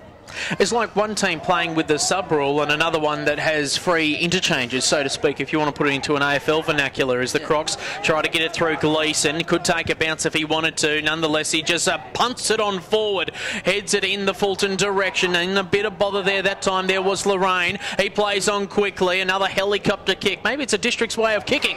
Nonetheless, it's marked there by Cupido, and Damien Cupido will line up for his 7th goal of the day, and great work there by the 28 and 29 in Trees and Lorraine, just linking up brilliantly. Linking up brilliantly, and Lorraine, yeah, just spotting it up, setting it up to Cupido's advantage and letting him use his strength. That's his advantage. He's definitely got some more size and bulk over Scarlett, so him one-on-one without anybody in the vicinity to come over the top and spoil is going to be a very handy and hard thing for the Crocs to stop. And yeah, Cupido slots number 7, and signs are looking ominous for him to back up for his 12 goals from last week. I guess the other challenge there is the body shape. If you have a look at the body shapes of the Banks boys, they're big, solid units, and I guess that's a lot. It's a lot more stoppage football in Division 1 with the smaller time lots and various other aspects there, and the big bodies that they have, you know, streamline them a little bit, and all of a sudden you've got a bit more pace around the ball as well. But they're doing well in this trial period. They've got one win on the board, and who knows, they might get another one next week against the Darwin Buffaloes, and we'll be covering that one here on Beat Bad Energy AFLNTv as the Crocs win the ball out. Chip kick there by Gilligan, finds a spot up in Gleeson, got a little bit of space to work here. He pops it up in the direction of the number 16. That is Ogden, and it is chipped away there by Banks. So now they are on the outer side. This is where they need a little bit of poise in their kicking. Heads are just over the hands of Gep. No, he puts a hand to it. Good work there by Gep to force the contest against Klinky, and away they go again, the Crocs, through Kennard, just finding some space through Armat. Just tried to link up yet again there through Chisholm Espley on the outer side. Just do-si-do footy at the moment. Hand passes a bit errant. Smithroom around this pack as well. Stacks on the mill. Away they go. Free kick has been paid, and it is going away of the ball. Would have thought advantage might have been on offer. Umpire said no. Yeah, I think the player just stopped there, but I think, again, that's just a spatial awareness and where he is in relation to the play, and he should have taken that ball and ran on with it and caught the District's backs unaware. So Lorraine and Grubb battle it out. Gleeson gets a hand pass off to the running midfielder from the Crocs, heading in the Cupido direction. Forces the contest. Taylor was around the skirts of this one. Going head first in the tackle was Francombe. He's under a bit of bother. Taylor, Gleeson, great defensive work there by Scarlett. To Kennedy, the mummified man today, over to his opposite number. And that was McGinniskin. Interesting kick going laterally. Finds the target on the outer side. Little chip kick away there from Ogden. Linking up well now through Trees. Trees finding the opportunity, and Armat probably could have gone for it. Heard a voice, left it. And that time they went to the defender of Banks. Banks really need to spread hard from their back half here. They're just really stagnant and flat-footed, and leaving it up to their half forwards to push up to the contest. The half backs need to run a little bit harder and get out and create options. They're all flat-footed, and they're just basically waiting for that ball to come back, as you can see. So Morris gives it off, trying to find a lazy-out kick. Fulton had to beat 2 men there that time. Grove gets the handball away. Away goes the number 20 in Francombe. He's tackled, brought down. Great work there by Fulton. Kennard gives it off to Fulton. He taps it on quickly. Tried to get it to Rice. He lost the handle on things. Maybe holding the ball. The umpire says no. Away they go again. Good work there by Banks to hold things up. But there it is, McLaughlin. He chips it across to his captain in Kennard. Troy Taylor, can he do something magical from the boundary line? He pushes it away to the side, and it ends up in the hands of Gilligan. And Troy Taylor, I would have had money on him to kick it from there. And Gilligan going around for his 5th goal. And it's through for a behind. So Gilligan just dangerous around the kicks. Maybe needed someone tackling there to help the angle out a bit, because we saw something magical down the other end of the ground in that second quarter. But now it's Scarlett with the ball. Looking for options. Chips it across. Finds his captain in Johnson. So Johnson, been a bit quiet today. Over in the Smithroom direction, McGinniskin flies from the side. Smithroom again, hand passes out. Finds Loftman, he's in a bit of trouble. Going over the top there was Beechin. McLaughlin gets a hand pass out there for the Crocs. Ends up back in Beechin's hands for the Doggies. But it's just nothing but Crocs back here on the last line of defence. Morris will mop things up. He's got support there from Crawford. He goes laterally onto the outer side of the ground, and they're just lining up for each other at the moment now, the Crocs, through Ogden. He's made his teammate work hard for it. His player's just trotting all over his head as Kennedy goes forward. Baldock, the only goal scorer today for Banks. He goes long and high and wide, and it's out of bounds on the full.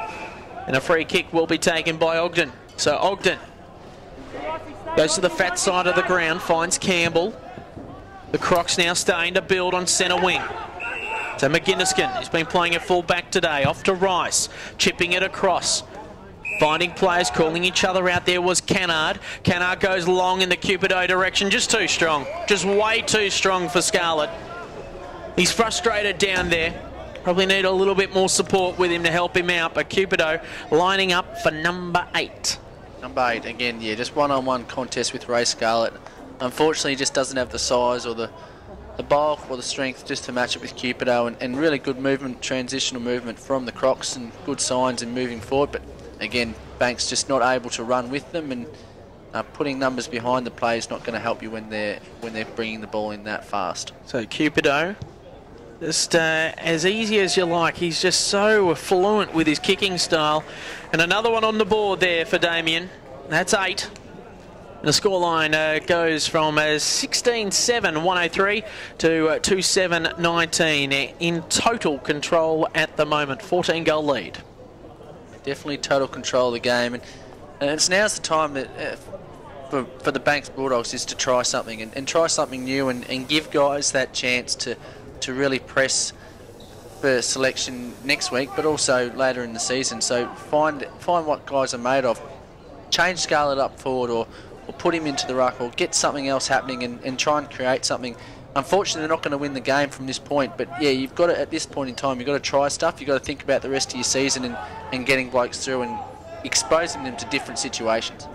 So moving it through the middle of the ground, Innes, just a little toe poke on that. Kanopo for the Dogs, setting things up from defence. McLaughlin tries to lay a tackle there for the Crocs, but it's the Dogs in control at the moment. Clinky onto the outer side looking for Smithram. Geez, he makes it hard for his teammate there. As scooting around the packs there is Abbott. Abbott takes one bounce and takes on the defence. Geez, he's got some toe, Abbott. In a bit of bother, gets his kick away in the end. Heading in the area of Kennard, and a free kick away. No, the umpire says play on. Just saw the tower heads there of the Crocs, the offheads there, as they move it on forward now, Banks. So Beechin would have loved to see him leading out from full forward, but he's got to do a little bit more work in the ruck today. A big long kick. Geez, he might have had a shot from there. Fine work there by the big man in Salter. He tries to shake a tag.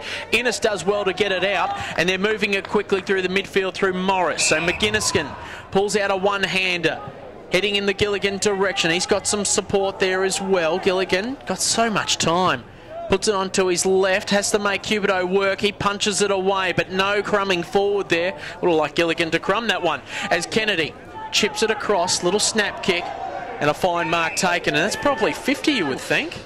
Pretty close. McGinniskin definitely made him earn it, but he wasn't really in the contest, so pretty lucky to get away with it, and a really lazy kick there. So Beechin has to work hard for it. Hand passes over the top there to Grubb. Geez, gets the ball back. Great work there by Armat. McGinniskin with another tackle. He's laid 4 in the space of a minute.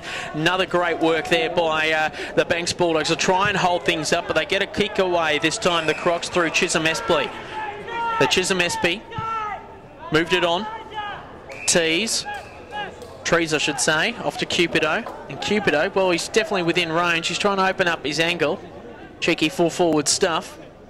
Umpire trying to bring him back. Damien Cupido. Just watch the way that he's walking back. They don't generally walk back full forwards. They walk to the side to open it up. Instead, he's going the other way. Wound and round and round he goes. A bit of Buddy Franklin about. He's hooked it to the top of the square. Falls to the bottom of the scrimmage. Grubb goes backwards to go forwards. Danger zone sort of stuff here for Banks. But they've got out of trouble, only just through Loftman. Back to Grubb. Got nothing up forward here. They're going to have to create. So Grubb, worm-burning kick, heading into the direction that time of Salter. Moves it along, but the Crocs everywhere, swarming TIO Stadium at the moment. Plenty of poise. They go backwards. Finds Morris. So Morris has McGinniskin on the fat side of the ground. Goes back towards the scoreboard to Crawford. Got so much time looking up forward. Just a sea of white. The dash of blue and some red and black here today at TIO Stadium. Up in the air, Loftman punches it forward. Crocs trying to kick it forward. It's a lateral kick in the end. Away they go again inside the forward 50, and it's a paddock to play with. Cupido just couldn't bend below his knees. This is where Scarlett has him covered. He goes backwards. Nice little chip kick away from 12 Tree and finds Beechin. So Beechin moves it forward. The big ruckman in Klinke runs and just a little nudge underneath there from Gep. Just used his body as well. Finds Shepard, and he's been pinged for a high hit. Geez, not happy with it. The hit there was from Lee. And it's right in front of the Bulldogs bench, and Lincoln Jenkins is not happy with it. Lets the umpire know all about it. Another helicopter kick. Falls into the hands of McGinniskin, who's played a lot on the wing so far this third quarter. So McGinniskin looking for options, heading in the McLaughlin direction. There's two of them there, misses all of them, had too much on the kick. Brooke tries to get it forward. Canonpo is there as well. Under pressure there is Gleeson. Bit of a sandpit action there, and always got time to build a sandcastle every now and then. I must say that the ground has just been resurfaced and slowly taking to it. As we play on quickly yet again, Rice was there as well. Crawford trying to get it out.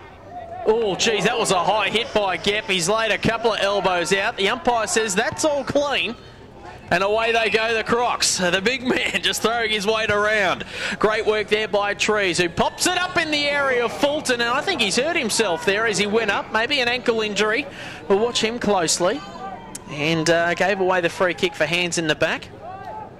Yeah, tried to take the mark of the year there and get the Panasonic TV and Willie Cossack stuff. Yeah, unfortunately, yeah, just didn't get any hands on the ball, and in the end, it's a turnover. But Banks need to really make the use of get these possessions going forward and trying to create something and get some pride out of this game. So Rice on top of Beechin. Beechin might get a free kick out of it. Yep, not happy with proceedings. He's an angry man, the big ruckman. Move it on forward. There's his opposite number in Klinke. Can he line up and kick a goal? He's got a bit of purchase on it, but yet again, off target, out of bounds on the full. And Banks still yet to score in this quarter. 16-7 plays 2-7 here at TIO Stadium. It's the early game of a triple header. Next up, Tiwi versus Central Australia, followed by Nightcliff and St Mary's a little bit later on this evening. Plenty of action coming your way here in the NTFL for season 2012-2013. So starting to build along the outer side. McGinniskin goes up and the ball seen over the boundary line through Beechin. Just trying to find a few more midfielders there. The Bulldogs at the moment, they've got a lot of big boys doing a lot of hard work in the midfield, but then they've got nothing to kick to down the forward line. Bit of Pagans Paddock sort of stuff going on. They haven't got the run on at the moment. So McGinniskin had plenty of it in this third quarter. Chips it across. Good punch away there that time there by Kent. Yeah, I've been impressed by McGinniskin. He hasn't really had an opponent, I guess, in the second half. But when he has, he's made the most of his decisions with the ball. But yeah, pushing up and making the most of the space and getting a hold of it and creating things from the back line and directing traffic. The Gilligan keeps it in play, only just. Gleeson in trouble, shakes one, plays on quickly. That's the only way he knows how to. Fine tackle there by Kennedy and holding the ball. Great effort there by Kennedy. He's a ferocious competitor. Coaches, well, you'd have to say a coach's playmate, really, because they are fantastic the way that he goes about it. Kennedy moves it on. McGinniston gets another kick. He's going to end up back with Kennedy. He keeps it in play. Geez, that was cheeky. Great work there by the mummified man. Heads into his teammate in Grubb. Bulldogs under pressure. It's tunnel ball sort of stuff, and over for a try. There is Kennard. Yeah, again, really hard football and a great tackle. And again, like you say, coaches love that sort of stuff. When the players show the determination and wrap a bloke up when he's running at full pelt, it's something it's a really good sight to see, and it's something that really gets everybody on your team up and going. Fearless factor, and also probably sponsored by Ice Blocks, I would reckon, after the game, because they just go in so hard like Kennedy, and this time he's been wrapped up and he's copped a pillar for it. He gets up gingerly. A fine tackle there that time by Lorraine. You can see he's been in the wars today. So Kennedy trying to lift his team here from half back. Goes along the line, back in the McGinniston direction again. Morris is there as well, and he sees it over the boundary line, will be thrown in. And using those tall targets that they do have at their disposal in Klinke and Beeching, I think moving forward into when they go back into Division 1 will be definitely hold them in good stead because of their height and their strength. The big body players at Banks, just trying to keep up with the pace of the Crocs at the moment. Ends up with Morris, and geez, he's got a bit of toe. He takes one bounce. Little chip kick across off to the man that just plays on all the time in Gleeson. He taps it over to Rice. They're linking up brilliantly. Here comes Gilligan. He's got 4 next to his name today. Can he add to the quota? Chips it across, easy as you like, and a fine mark has been taken. Smack bang in the middle of the forward 50, and that is Adam Trees. He chips it across. And they're just lining up for it. Troy Taylor, he hasn't touched the scoreboard so far today, but he has had little sparks of magic across the ground. It's really good to see in Gilligan taking upon himself and calling those forwards to come at him. They were all sort of standing stagnant and stopping still and waiting for him to bomb it in long so they can wrestle an argy-bargy for the ball. But yeah, again, calling his forwards to come at him and again making the right decision, hitting Trees up on the chest. So Taylor comes in. Oh, Jesus, turning late, and a fine mark taken by Cupido. Is it paid? No, it's through for a behind. Took it over the line. We don't have those camera action down there. That's very expensive. I think the AFL are struggling with that one. So out of defence comes Scarlett with the blue suede shoes. High up and under kick, heading in the 12th tree direction, and he marks it. He's the tallest player there. So the shag pile in 12th tree, chips it over to the mummy in Kennedy. Kennedy looks long. You watch McGinniskin, he's playing loose in defence. He's going to end up with this one as he goes up. Misjudges it. Morris at the fall of the ball. Hand passes over the top. Working hard there is Quinn, trying to tunnel it forward. Lee gets a hand pass out. Salter, can he kick for touch? Out of bounds on the full. And it is a free kick going to the number 12 in Steve Rusker, who's been good today. Yeah, definitely. Districts haven't really had too many guys that are just towing the line. They're all playing their part in the team and holding their positions. They could all be running forward and trying to kick goals, but they're all holding their positions, and the back line's definitely working well as a well-oiled machine back there. Hands and knees stuffed by Kennard, and Trees trying to get it out. Also in the area is Ogden, really trying to force it out. Geez, the Bulldogs are really tying it up. Great work by Kennedy again. Quick kick away, heading in the Bulldog direction. He's taken the mark, and he will go back, won't play on, and settle himself down and kick a goal. He did miss one a little bit earlier in the piece where he just took a 2-step run up, but this one will be a little bit more deliberate. And he's already got 2 next to his name.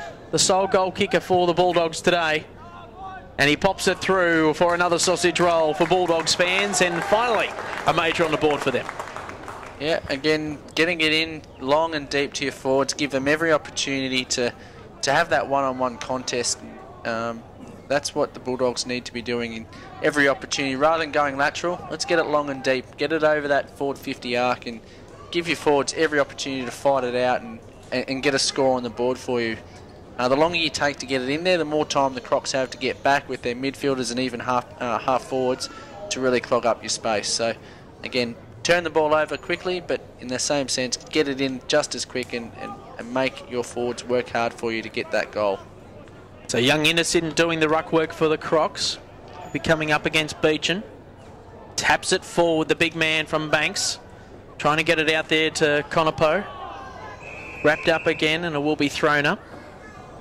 Tell you what, the ground is looking absolutely magnificent after resurfacing. Always, this is the first game of the year really on for the NTFL for TIO Stadium. Yeah, we've had a few junior games here on last night and also this morning, and it is a little bit patchy where it hasn't quite taken up. But again, the ground staff have done a fantastic job in getting it to a point now that we're playing back, and a little bit more rain and a bit more work in here and there. It should be cherry ripe come Christmas time as well. Was it last year or the year before where we had 20 odd days of rain consistently and the ground just held up brilliantly yet again? I think it was around Carlos time. It might have been the year before, but geez, the work that goes into keeping this ground up and running year in, year out, just absolutely sensational. Onto the outer side as the Crocs in control through Ogden. Kicks it long. Oh, geez, it could bounce on through. I think no, it hasn't. Great work by Banks just to mop things up in the end. Brooke has, takes 2 bites of the cherry, still drops it. He chips it across. Crocs looking for some sort of option, but it's nothing but Crocs, and Gleeson is marked. So Gleeson, who's had plenty of the ball today, chips it across. Geez, they're raffling it off here. They could have sold a meat tray without effort there by the Crocs. Over the Chisholm Espley.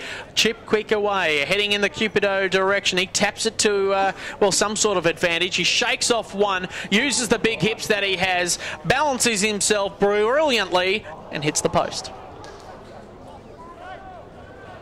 Again, unfortunate end to that forward 4A for the Districts, but again, it's not making much difference at the end of the day. They are dominating the game, and again, they can look to change a few things and work on a few things in moving forward and in engaging the other forwards up in their forward 50. You can tell fatigue's starting to take a hold of this game, as there's only been 4 goals kicked for the whole quarter between these two sides, compared to a little bit earlier on in the second quarter where it was just all a flurry.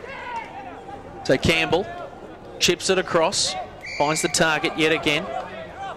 This time it's Crawford. He goes across the side of the ground, and it's 3-quarter time, only a 23-minute quarter. That's what happens when you don't get too many goals or there are no injuries, which is good to see. We don't want players getting injured.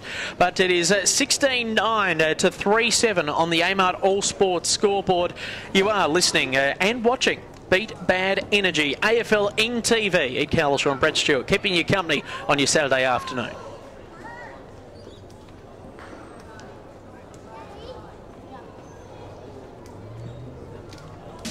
Kennards makes your job easy. Kennards make it even easier for you by having a huge selection of the latest equipment.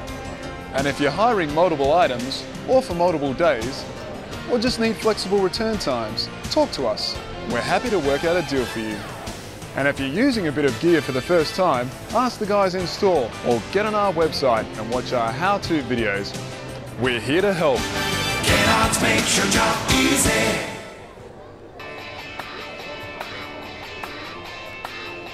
We're back now for the Beat Bad Energy Minute, and I'm joined this week by St Mary's superstar Iggy Villagio. How are you, Iggy? I'm good, mate. How are yourself? Yeah, doing very well. So first things first, how was the game down in Alice Springs over the weekend? Yeah, it was good, mate. It was obviously a big crowd that turned out at Traeger Park to watch their home team play their first game, and unfortunately we didn't get the chocolates. Nah, so the Red Tails, they had a bit of emotion, a bit of spirit to play for, so you guys were just sort of not good enough on the day. You reckon they'll go all right in the rest of the 3 matches they've got left? Yeah, for sure, mate. They're going to get better each week as it comes, I reckon, yeah.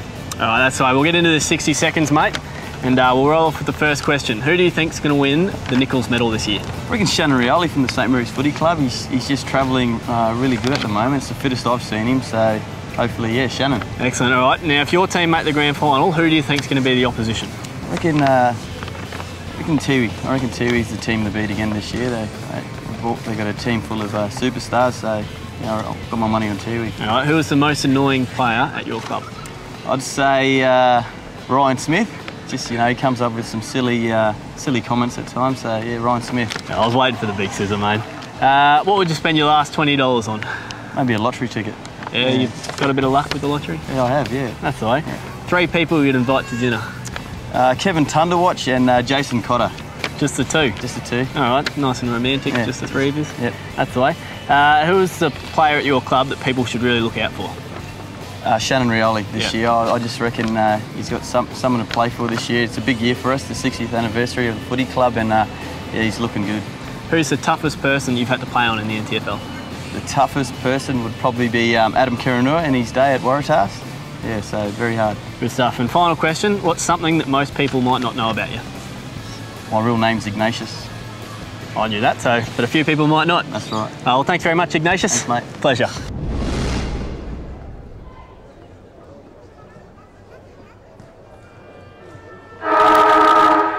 The territories of a place that you won't fully understand unless you live in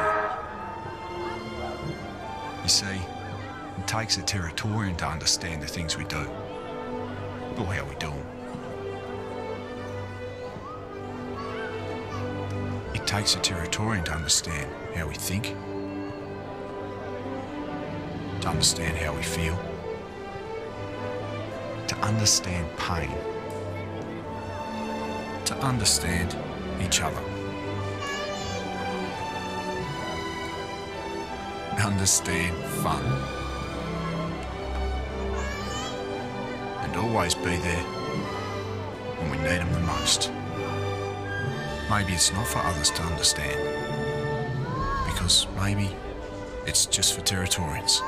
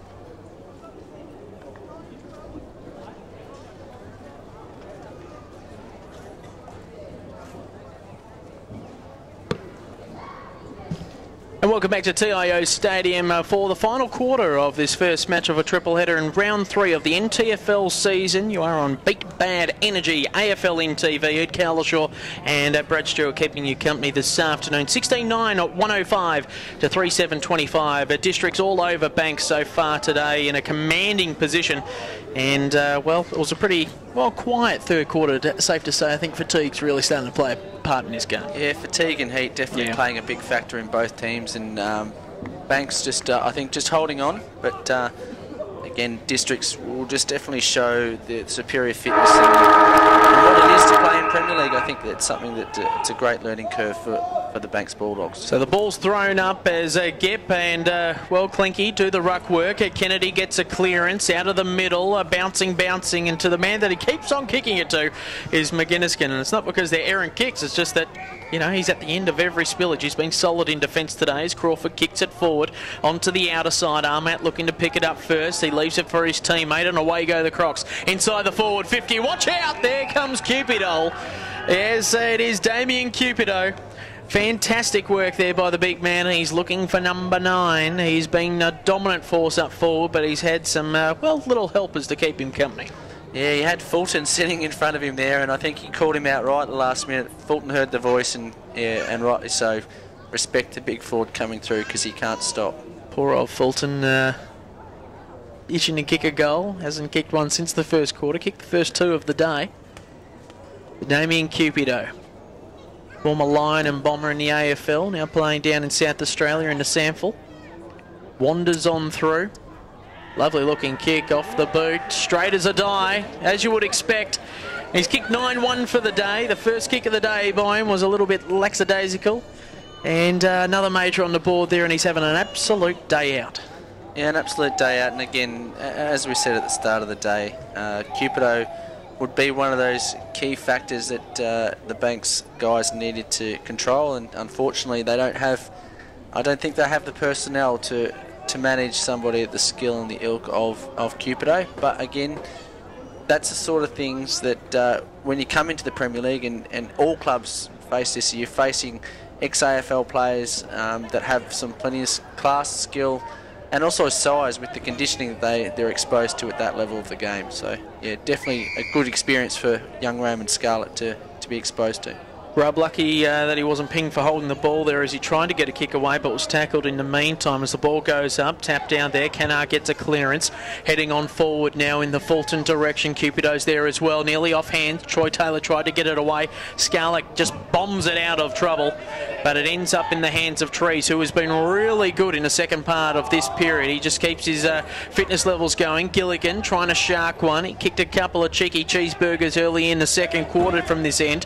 Grubb hand passes over the top, tries to find his partner in crime in Josh Bond. They're tunnelling it forward instead of using clean ball. Gleeson probably best on ground for mine. He's been in everything today. Hand passes out. Canard trying to just snake it in. A Grubb, great tackle there by Canard, and that is holding the ball Brilliant stuff there by the former Nichols medalist. I guess you're always a Nichols medalist if you end up winning one. And his skills are on display today as he uses it absolutely superbly and finds the man who was loose in the forward line. And I reckon it's the number 29 in Adam Lorraine. Yeah, again, Kennard missed the ball coming to him on the way down, but again, stuck at it, and it just shows the sign of a good player that's willing to do the things to get the ball as well as just to receive it. And a hard tackle on Grubb, and won the ball back for his team. So the man that kicks the goal is actually Adam Trees, who pops it through and gets a little bit of high knee action going. He's pretty pumped up about it, and he's still got plenty of energy in the tank as well, running from the midfield down forward, just finding the space. And taps his skipper on the head. He's pretty inspirational, Matt Kennard, and a likeable larrikin as well. Very quiet man around the traps, but just does the job each and every week. Yeah, he gets the job done. But I've really number 28 Trees. He's really impressed me today. Plenty of run, but also creating that option up forward. And everybody's worried about Cupido and Troy Taylor down forward, and he's just popped up and kicked a couple of nice, handy goals, but also getting the ball inside the forward 50, he's been instrumental in a number of times, a number of plays.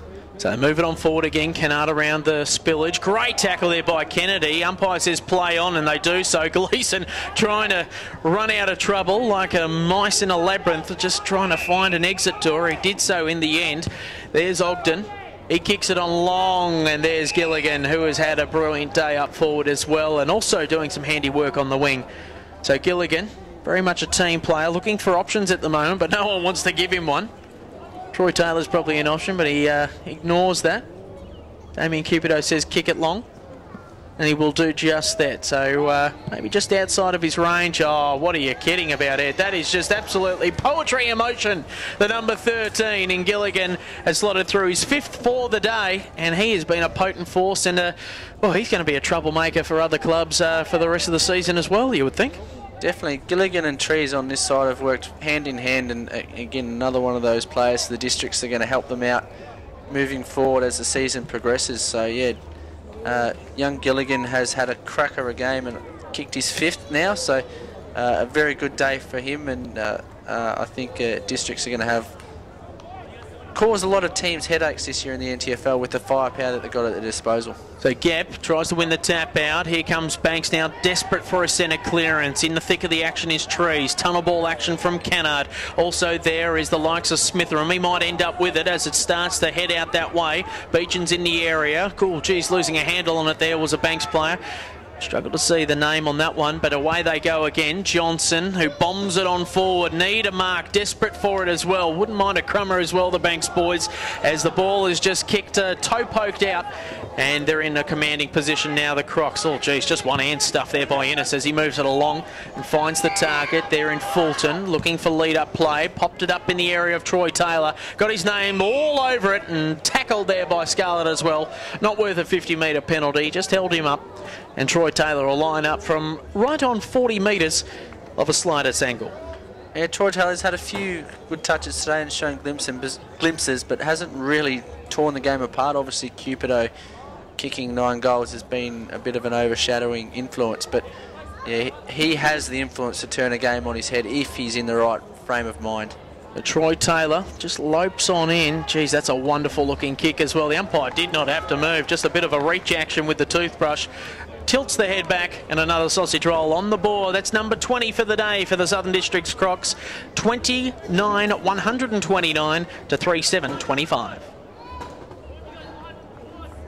Very, not contrasting, but very identical kicking styles. Troy Taylor and Cupido with the very laid back, non-taxing, quite efficient kicking styles for goal, and again, slotting them through. And districts have been very good in front of goal today. 29, you'd be very happy with that sort of output from your forwards. As the Magpie Keys just waft overhead. Great work there by Kennedy, trying to shark it out. He's been trying hard all day. Same with this man in Loftman. Oh, there's no advantage. Jeez, that was just dangerous there by the umpire. Just couldn't see the man coming through, and poor old Loftman got tackled. So away goes Kennedy.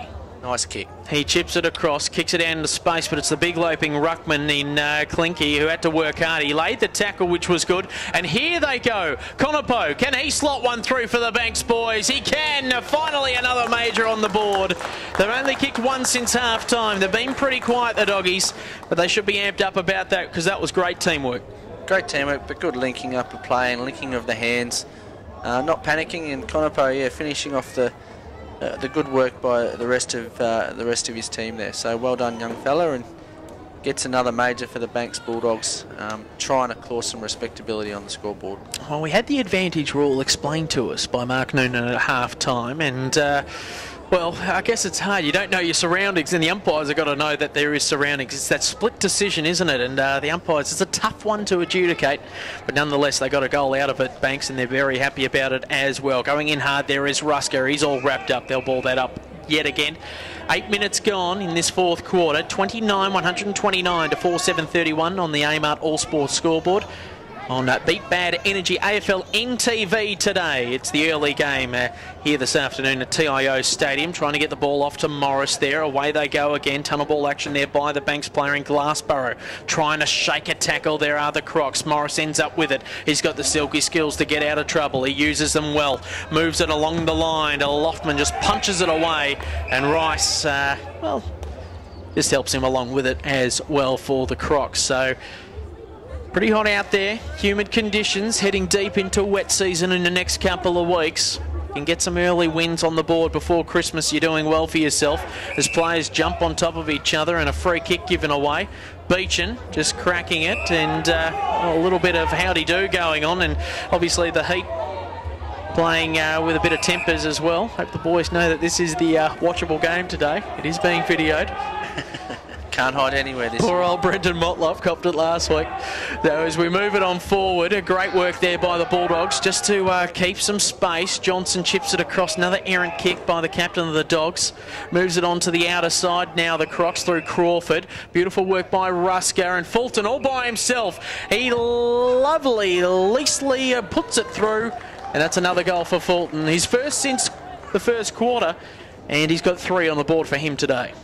Again, Banks Bulldogs just caught on the hop. As soon as the ball's turned over, they're all caught flat-footed and not running with the ball. But yeah, a turnover always puts your back line under immense pressure. But Bulldogs, that's one of those things that everybody needs to learn in football. As soon as you turn that ball over, you need to look out where your man is. You can't always be on the attack. Defence is 90% of the game. So Bulldogs just another one of those things that they need to pick up on. So for the first time today, the margin is over 100 points. 21-9, 135 to 47-31 on the AMart All Sports scoreboard. Trying to get a clearance again, Banks. Geez, they have toiled hard today. There's no doubt about that. They haven't given up. It's not part of their culture. They just keep on coming at you. And Kennedy, there's one of them, one of the chief anglers there. Probably a high tackle there, but Gilligan doesn't matter. He plays on quickly and he sprays the kick and hits the point post. Out of bounds on the full. Yeah, he'll be disappointed in that, but yeah, copped one high and took it upon himself to go and kick the goal, but unfortunately just couldn't put it through the big sticks. But here come the Bulldogs. Out of defence, Beechin presents. And as a lot of the Bulldogs fans, they would have probably loved him to be at full forward today. As well, Beechin and Lorraine still renew acquaintances, just having a little bit of a sledging match at the moment. There's nothing wrong with that. So Gep uses his body just to create some space for Taylor over the top. And, well, some interesting stuff going off the ball at the moment as Kennedy plays on quickly, starting to link up well. They use it through Kent into space. It's a foot race between two. Conopo's the one man in the white for the Bulldogs. The other man in white is Abbott as they move it along the outer side. Banks heading it up in the direction, this time with Salter, trying to work it forward. He's just 1-on-2 situation. The two nimble-footed defenders clear it for the Crocs. Rice has it now. Rusker calls for it in the middle. He ignores that and goes along the line, heading in the direction of Fulton, and he takes the mark on his chest. He plays on quickly. Taylor's on the scene. He clears the space for Cupido and marks with ease, and he's going for number 10. Again, all the Banks Bulldogs midfielders and halfbacks were caught flat-footed again, but not moving back with the play, and again plugging up those holes and Troy Taylor had plenty of space to move into, but yeah, he in turn created space in behind him for Cupido just to take an easy chest mark. So Damien Cupido, another gorgeous looking approach. That's number 10. Another great result for the Crocs as well. That's 10, and they're getting their money's worth from the big full forward as well, and he's pretty happy about it. A good team player. He has been looking to give it off a couple of times today, but that's the other thing with full forwards. They're paid to kick the goals. They're there to kick the goal. So, you know, get out of their way, give them some space, and the Crocs have done that with ease today. And they haven't been Cupido conscious, I must say that. They have really looked for each other, and they spread the ball, and they just give it to the man in the right frame of mind, and he has been in that all day long. 10 goals for Damien Cupido, 22-9-141 to 4-7-31 on the Amart All Sports scoreboard. So a play on again in the middle of the ground. Grubb on top, their hands and knees there with Canard, trying to get it out yet again. Sharking the ball there was a Bulldogs player, and then all of a sudden a game of twister develops. Gibbs asks for maybe a right foot on a green spot, and doesn't get the call from the umpire. So the ball will be thrown up yet again from whence it came. Good punch away there by Gibb, only as far as Bond. And now the Crocs kick it on forward, and Cupido just bounces off the pectoral muscles. Maybe in his back there by Beechin. Stacks on the mill. It's 3-on-1 situation. He's been pinned for holding the ball. Probably been seen trying to drag it in at one stage. That's why the umpire had a pretty good position on it. A bit far away from the scene. Bit of cramp there for Damien as well, as McGuinnesskin punches it away. Good work there by Trees. Gives it out to the big man in Gep, who gets a foot on ball. Heads into McLaughlin direction. Bit of courage about that one. He keeps on going, the red-headed warrior. Away goes Banks, and that's out of bounds on the full. And, well, that epitomises the day, I guess, there for the man in Kent. Kicks it about bounds on the full. They play on quickly, the Crocs. Up goes Gilligan, and a fine mark. What a great mark there by the youngster, and he's going for number 6. Just timed it brilliantly, and he just had so much time to get himself set. Of course, we did see Jeremy Howe take an absolute exquisite hanger earlier in the year, but Gilligan has stopped it on through, and that's number 6, and well, it just keeps on keeping on for the Crocs. Yeah, that'll be something for the highlight reel later in the week when we have the replay on NTFL Game On 7 Mate on Thursday nights at 7 o'clock. Tune in to watch that. This game will feature and the highlights will feature on that show. But yeah, Gilligan having a day out, the young fellow, with Cupido up forward kicking 10 goals. A nice return from him with 6 goals himself is definitely something not to be too unhappy about. I think he's done very well up forward kicking 6 of his own. So 15 minutes gone, still plenty of time left in this quarter to keep on keeping on here for the Crocs, as they're just boosting their percentage against the Doggies today, but they won't go away. They're still tenacious. Good link up now. Baldock, who has kicked all 3 goals here today for the Banks Bulldogs. He tries to get another one, but on the last line of defence is Morris. Morris clears. And now the Crocs start to build on the outer side. Good mark taken there by Trees, who's had plenty of it in this last quarter, to McGuinnesskin. Plays on quickly on the outer side, scooping up his Gleeson. He's been everywhere today as well, doing the hard in and under work. Kennedy, he's been absolutely terrific for the Bulldogs. You give him a plug, he gets chowed down, but away he goes again. Excellent work by Gleeson. Gets a little chip kick away. Cupido plays on quickly on the left. Can he get the spin? No, it's hit the post. And it is another behind for the Crocs, 23-10 to 4-7 on the Amart All Sports scoreboard. The Scarlet to kick in for the Doggies. Long kick up towards the Morris Rioli grandstand. Canard drops what he probably could have taken. Oh, a high hit. Not a high hit, just a good hard hit there on young Innes. That time by Grubb. Kicks into space. Brook needs to pick it up at the first chance he gets. He does so. Bond, he's under pressure. Needs to kick it on. He does so. And a nice mark is taken there by Chisholm Espy. Lining up here in the centre, Edo. They're away here again. Away they go again, this time through Rice. All goes laterally, finds some space. Trees on the outer side. Gleeson, worm-burning kick for him, but he's got a paddock to play with. Links up with Rice beautifully. He'll have a shot from outside 50. This could be a moment of the day. Troy Taylor marks it on the last line of offense. That was Gilligan, I think. It is Gilligan. He probably could have let it go through Gilligan. And he has taken a mark. Yes, well, he's doing a good job at it. He chips it on through for another one. That's 7 for Gilligan today. And another one, another major on the board, and it is getting out of control. And well, it's interesting. Lincoln hasn't gone to a flood defence or anything like that. He's really educating his players and making them work hard in this early game today. The heat, fatigue, various other aspects playing its part on it. But they're really getting taught a lesson on what Premier League footy is all about, and hopefully we get to see them in the near future competing at this level more often, as it is a trial period for the Banks Bulldogs.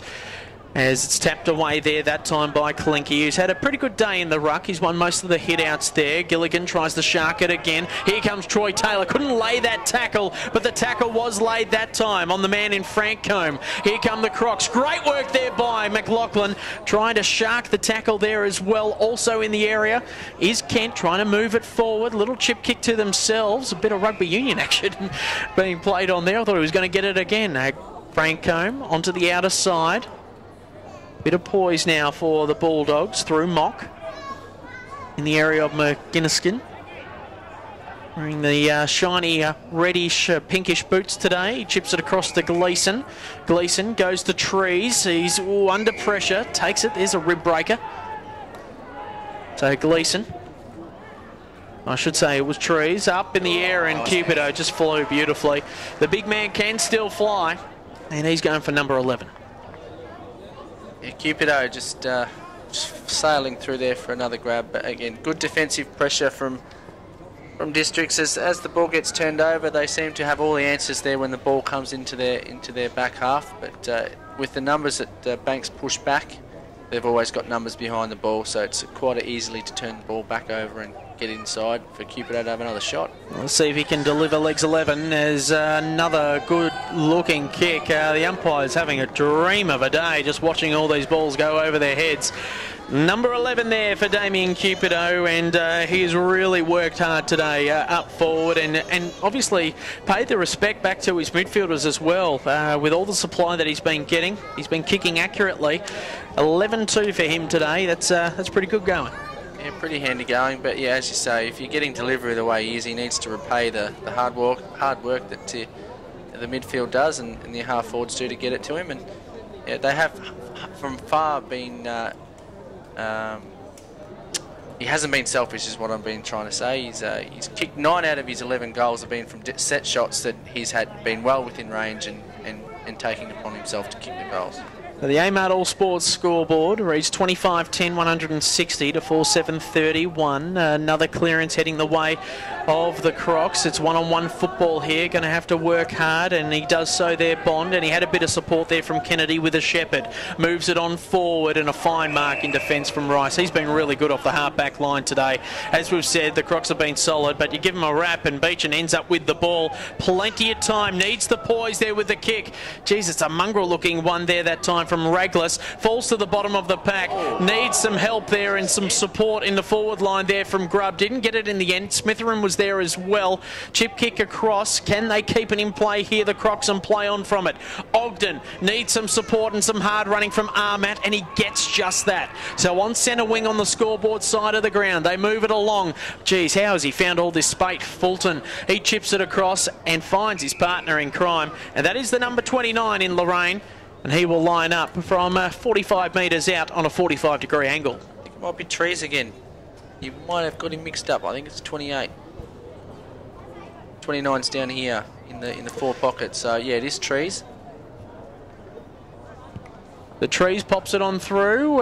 No, for a behind, and it's another one on the board. So 25-11, 161 to 4-7-31. You can almost identify the players with their boots, Edo, I think, the way that they wear them today. Would be, well, it's the only way really to judge them today, is they're both wearing white.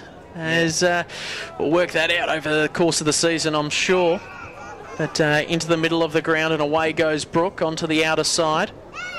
Starting to link up well now, Banks. In the dying stages of this game, Siren not far away. Morris, he's been brilliant out of half-back as well. Nice to have that turn of speed nowadays. Of course, all invented when they moved Andrew McLeod back only a couple of years ago for the Adelaide Crows, and just gave them that precise kicking, and now everyone's doing it. So throwing, Clinky tries to smash it on forward, heading in the Raglas direction. All wrapped up on the boundary line, still in play. The umpire might have to ball this one up. It'll be interesting how he does it from there. Whether he backs onto the boundary line or whether he backs into the field of play. That's right on the edge of the forward 50 for Banks, and also the way that near the boundary line, tap down, still in play. Innes did well there to ruck it out. Under pressure, trying to work it out there is the number 21 in Chisholm Espley. And away go the Crocs. They go laterally along to the scoreboard, along to the Morris Rioli grandstand side. Here's the man that I wanted to call earlier in Lorraine. He hand passes off in the direction of Gilligan. Great work there by the Banks defence to keep play going. Errant handball there by Luke Speed. He goes in again, tackles McLaughlin, and they've done well here, the Bulldogs, and they're going to keep on fighting through Kennedy. One of their best today. Probably could have taken a bounce. He just kept on ploughing on forward, but instead it is, well, all mopped up there by Campbell on the last line of fence. They're going to go onto the fat side of the ground in the area of Rice. Well trapped there by Innes. He chips it across, finds Morris. So Morris at centre half back, looking for options. They chip it again. They're just buying some time here on the clock. Deep in the red time. 23 minutes gone. 25-11 to 4-7. Southern Districts leading the Banks Bulldogs in round 3 of competition in the NTFL Premier Division. Trying to move it on forward there is Trees. Crawford's in the area as well. Going in hard again is Raglis. He picks it up. And it's heading towards the boundary line and will be thrown in. So a lot of tired and ward-weary players out there today. And they've got a lesson in Premier League football today, the Bulldogs. A lesson, but a lesson well learned. I think they'll take it all in their stride and not be too disheartened with the way that they've played today. And like you said, they do keep on coming. They do take every contest at 100%. So definitely something for them to take on with. And there is varying levels of where clubs are at this time of year as well. So they'll get a bit of an idea of how Premier League structures itself over the course of the season. Some clubs are stronger earlier in the season and some aren't, so they'll definitely found that out today. McGinniskin taps it onto his captain in Canard, slowing it up. Gipp off to Armat, uses his body well to elude the tackler. Innes on the outer side finds Rusker. He's got plenty of time and a lovely kicking style as well. Kicks it to Gilligan. He marks. He's got a paddock to play with. Lovely looking kick. He could end up with 8, but he pushes it to the right of the goalpost and it's through for a behind. So 25-12 to 4-7 on the Amart All Sports scoreboard. We have been going 25 minutes in this last quarter. The next game up today will be an absolute cracker between the Tiwi Bombers and the Central Australian Red Tails. Both teams undefeated and looking really good at the start of the season, and Central Australia have been turning heads in their trial period as well. So good work there by the Doggies, trying to quell it up through Quinn. Kicks it on long. Beechin just used his body well, just powerfully there by Crawford. Didn't use his arms or anything like that, but obviously a free kick has been given. So Beechin goes on long. And a good effort there by the number 16 in Glassborough. Try to keep it alive. Grubb scrummed it. Kept it in the area. Glassborough now. A long penetrating kick. Needs a mark here for Bulldogs fans. But yet again, it's Morris doing all the mopping up of the last line of defence as he streams away. Takes 3 bounces. He draws the defender onto the outer side and away go the Crocs. Canard calls for it in the middle of the ground. Instead he goes longer to Trees, who's been really good today for the Crocs, especially in the second half. Smothered kick. Great effort there by Kennedy. All wrapped up yet again. Trying to get it out. Trees does let go of the ball. Away go the Doggies. But what are they going to kick to? So they just kick into space in the end. It's Morris again. He overruns it. Couldn't get down to it. Smitheram tries to shake Crawford. Gives it out to Beechin, who's desperate to have a shot on goal. Smitheram pops it up in the area of Grubb, and a fine mark is taken. Only metres out, and you would think the 5th goal of the day for the Doggies would be scored. Yeah, really well done out there on the wing. Really hard fought. 50-50 contested ball, got the turnover, and Smitheram again, nice kick to Grubb, who won out in the goal square, should kick the goal. So Grubb pops it on through, right on the siren. And well, it was a taxing game, definitely. The early games generally are, especially in the NTFL, with the heat up around about the 36-degree mark and the humidity and various other aspects. And it's just going to get more interesting when it comes to weather But the Banks Bulldogs taught lessons in Premier Division football, and it's interesting, the District boys, they're up and about at the moment. 25-12, 162 to 5-7-37. The only game they've lost this year was against the TIO Bombers, and they're another side that could be around the mark yet again, the reigning premiers. We can't wait to watch that game a little bit later on today. But 25-12, 162 to 5-7-37 on the Amart All Sports scoreboard. Damien Cupido with 11, Elroy Gilligan with 7, and then you had a couple there to Adam Trees, 3 to Fulton, and also Dylan McLaughlin slotting through 1. Whilst the goal kickers there for the Banks Bulldogs, you had the likes of Smitherin kicking a couple, Baldock kicking 3 as well, and well, it's just a dominant performance by the Crocs today. Yeah, dominant performance by the Crocs, and I think, yeah, best on ground for myself today was a toss-up between Gleeson and Gilligan. I think Gilligan was fantastic up forward. Obviously, Cupido, you can't go past him with 11 goals. That's just a fantastic return from him. But those three were the standouts, Gleeson, Gilligan and Cupido. But you've got also cameo influences from Canard and Benny Armat, who never let you down and provide you with something every week. Guys down back, such as Morris, had a great game, held his position. Young Crawford as well, and yeah, right across the ground, Lorraine, Fulton, Trees, they all popped up every now and then and did what they could to consistently get that ball inside the forward 50. And McGinniskin, just the ever reliable backman that made sure that Banks earned every goal that they got, and they only got 5 at the end of the day. So. Really well done from Dame McGinniskin. Interesting to see the two coaches heavily involved with the NT Thunder. One's the chairman, the other one's part of the leadership group, and they just shake hands there as well and just say good day to each other. And I think that's Ray McCasker coming over to Lincoln as well, wishing him well. And I think it's great that Banks are really stepping up to this level. I hope we see them. We spoke obviously to Luke Harris earlier in the piece, and they've got a lot of work to do, and you just look at the body difference between the Crocs and obviously the Banks boys. They're bigger, stronger bodies, the Banks boys, and the longer periods that they're playing in the Premier Division compared to what they usually play in Division 1. It's a different sort of running game, and you could see that today. They didn't have their crumbing forwards. They struggled to get it out of the midfield. They got the bigger bodies, but they struggled to run it out of the midfield, and that's where it was won and run today. Just the clearance work from Canard. Gleeson was just superb, just the way that he plays on and always attacking and attacking and attacking. And then obviously when you got a guy up forward who can kick straight, 11-2, that's just brilliant stuff. And as you said, with young Gilligan as well, who in that second quarter did most of his work on the wing. There's just so much to look forward to with the Crocs. But we said this about the Waratahs Football Club last year. They won 8 straight early on in the piece, and then they fell away dramatically.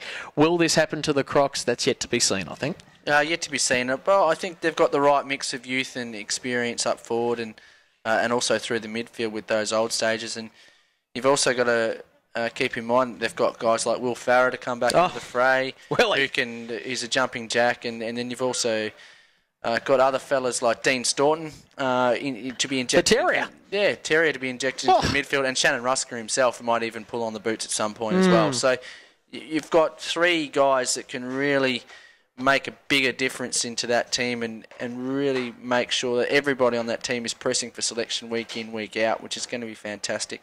No Lawrence Angwin today as well. I guess that's another linchpin that you could probably have. He kicked 5 in the first one against Tiwi, and he wasn't out there today, and he's an assistant coach. So, geez, there's some more power. And I guess you can swing Lawrence forward or back or even in the ruck as well to give Gep a chop out as well in the ruck. So, yeah, they've got some options. You're definitely right. They're coming back. And look, they were on the cusp of finals last year. They were really working hard. They did have some really good times during the season last year. It's just a consistent factor for the boys from Southern Districts. Yeah, consistency. And if they've got a forward that's going to be kicking 10 goals every week, I think they should be right in making the final 5 this year.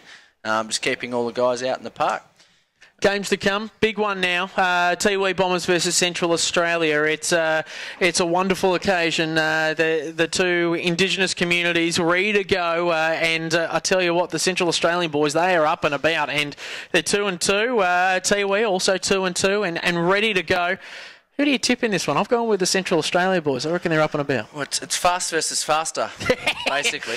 You've got blokes on both sides that have freakish talent, and it's going to be won and lost in the centre. I think both are evenly matched right across the field.